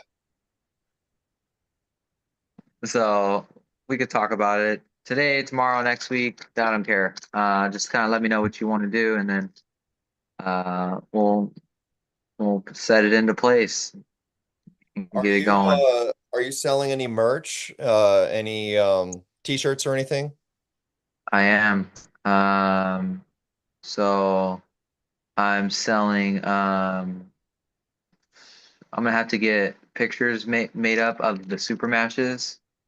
But I'm gonna pretty much kind of try to make them like the same way, essentially. Uh, Ingen makes his. Um, it's gonna kind of say like it'll say like the brand name because I'm dropping the Get Cracked brand. I don't know if I've really told you about it, but it'll be Get Cracked on the front, and then it'll be Chris Kringle Pull 2 on the back, and then it'll have probably Travis Bajent like at the top in the middle. Uh, and then it'll have like the super match people, one on each side. And I still working on the design a little bit, but all the shirts will be signed as well by all the super matchees. So all the super match people are going to sign the shirt. Travis Bajent's going to sign the shirts. Um, but yeah, I'm going to have those shirts there, and then I might have some merchandise, like not merchandise, some maybe like some workout equipment I might be selling, like just some cheap stuff that I'm gonna buy, like maybe some grippers I'll sell, maybe like some therapy, like gyro balls or something, just something a little bit of extra, sell them super cheap. Um, yeah, nothing too crazy, but besides the shirts and a few little tools, probably. Okay, I'm gonna have my well, girl. the signed shirts might be a problem for mine, but any merch you want to send over my direction, even just physical flyers, we can put them up at the event and sell them there for you. Whatever, was put the proceeds towards your event, but the any leftovers, we'll just give it back over to your event to sell over there. But I think it would be a good way to help promote that event. Um, at the Mountain King, the biggest thing that I'm trying to accomplish is to bring arm wrestling to a place that's begging for it. Like from Crestline to Running Springs, man, the full-time population there, like they're asking for it. They need it. I just really need to connect with that community. So this will be a really good opportunity to expose that thick population to it. Are you putting up a banner like is I if I were you, I'd get a banner made ASAP and put it at the restaurant brewery location that you're having it at. I mean the restaurant that you're having it at. If they allow you to, but that's what I would get a banner made ASAP just to let people know, hey, an event is happening here at this date or whatever the case is, right? Like if you Yeah, have they let somebody me or put up can get a flyers, but yeah, like on the front edge and stuff. But yeah, like I said, it'd be cool that I don't know how many people drive past there or whatever the case is, right? But um, yeah, I mean, I think that's what I really liked about the movie theater too. They're giving us the poster board as well, so I have to get this super match flyer made. I'm still looking for. I think I'm just gonna do one more match, for a super match, um, because I have Josh. We have to figure out who's gonna be the Grinch, and then, like I said, do probably one more super match. So, um, I would like to see you versus Chad Shelby. oh, that would be an interesting match. I'd be into it for sure. Um, yeah, I'm down. Yeah, Lorenzo texted me, so I was seeing if he was saying anything about the Grinch. He did not. But yeah, I would do it if Chad's down for sure. So I know he reached out to me about wanting a match. So, and I know he would still pull the tournament and all that stuff. Um, I think that'd be a really fun one. Obviously, Yeah. like I said, I'm looking for a Grinch. Hopefully we can get Lorenzo or somebody to do that. I think that'd be entertaining, of course. Um, but yeah, I'll reach out to Chad and see if, you know, he would want that. And I've also thought about maybe having like a girl have a match too. I think going into this Chris Kringle, I wanted to have a youth match, which we had lots of talks about that last year, and it just didn't happen for multiple reasons. And this year, I kind of took a little bit control, and I kind of just wanted it to happen. I feel like Elijah deserved to have a match, and I feel like he proved it um, with the work and dedication he's been putting in. Uh, we have a lot of other matches, and I think we might need a girl super match. So, besides, if you're interested with Chad, obviously, I'll talk to Chad, and then maybe a girl super match to kind of finalize the poster board because it'll have a youth, men's, and then it'll have a one. It'll take care of every category pretty much.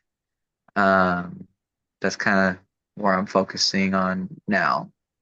So if you have any women that want to have a match, maybe this new girl that's arm wrestling in your guys' group, I know it's a big stage very soon. What about her and Malia? Oh, oh gosh. Yeah, maybe. I think she's more towards Grace's weight.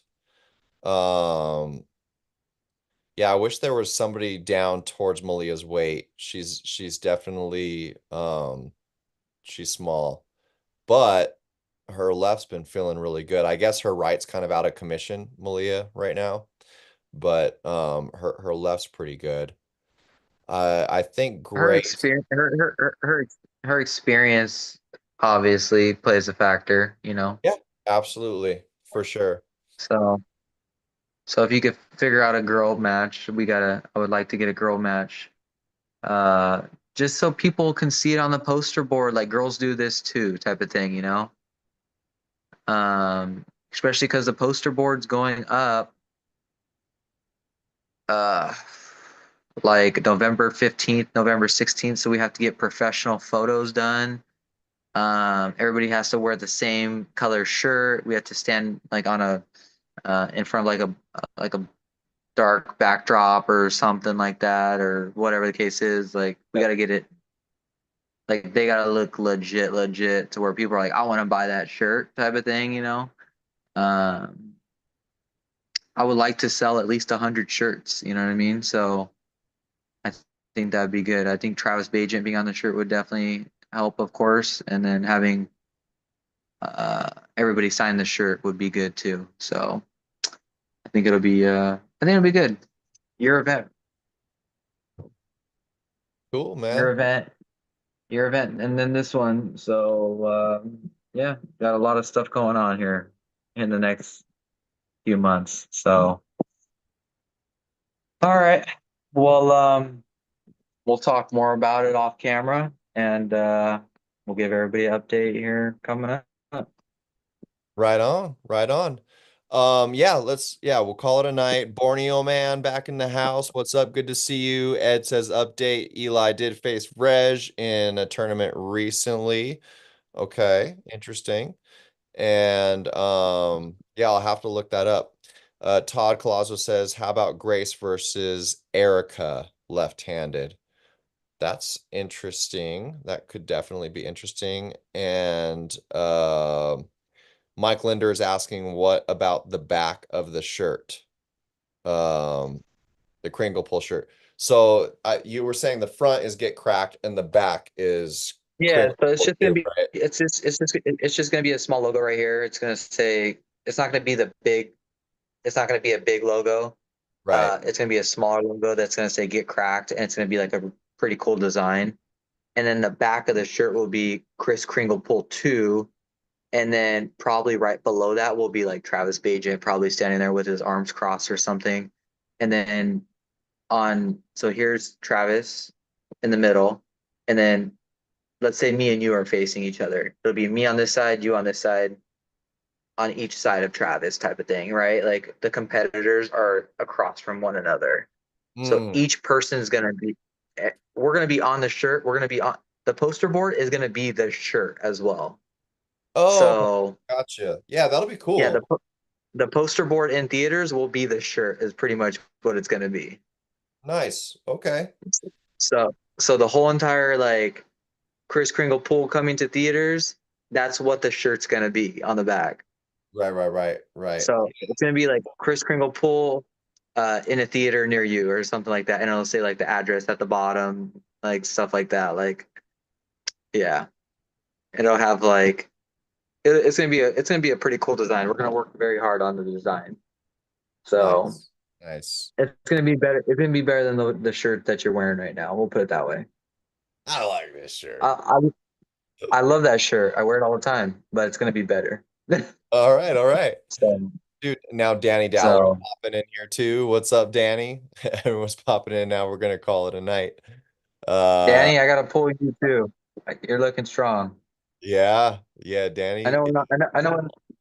I know we're not the same weight, but I mean, I gotta pull everybody. All right, everybody in the chat. Mike, Borneo Man, Ed, Todd, Danny, 98 percent arm wrestling, the Drew, Atlantis, IRL, Zach Atrops. Am I missing anybody? Who else? Who else? Who else? Yeah, everybody, thanks for tuning in. Paul Stevens. Um, yeah, Alden, Benji, Chris Zawacki. Um, yeah, I think I got everybody. River. Yeah, Travis, thanks for coming on tonight.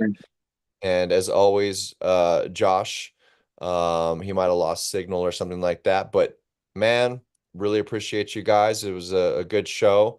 We'll do this again next week and keep everybody posted.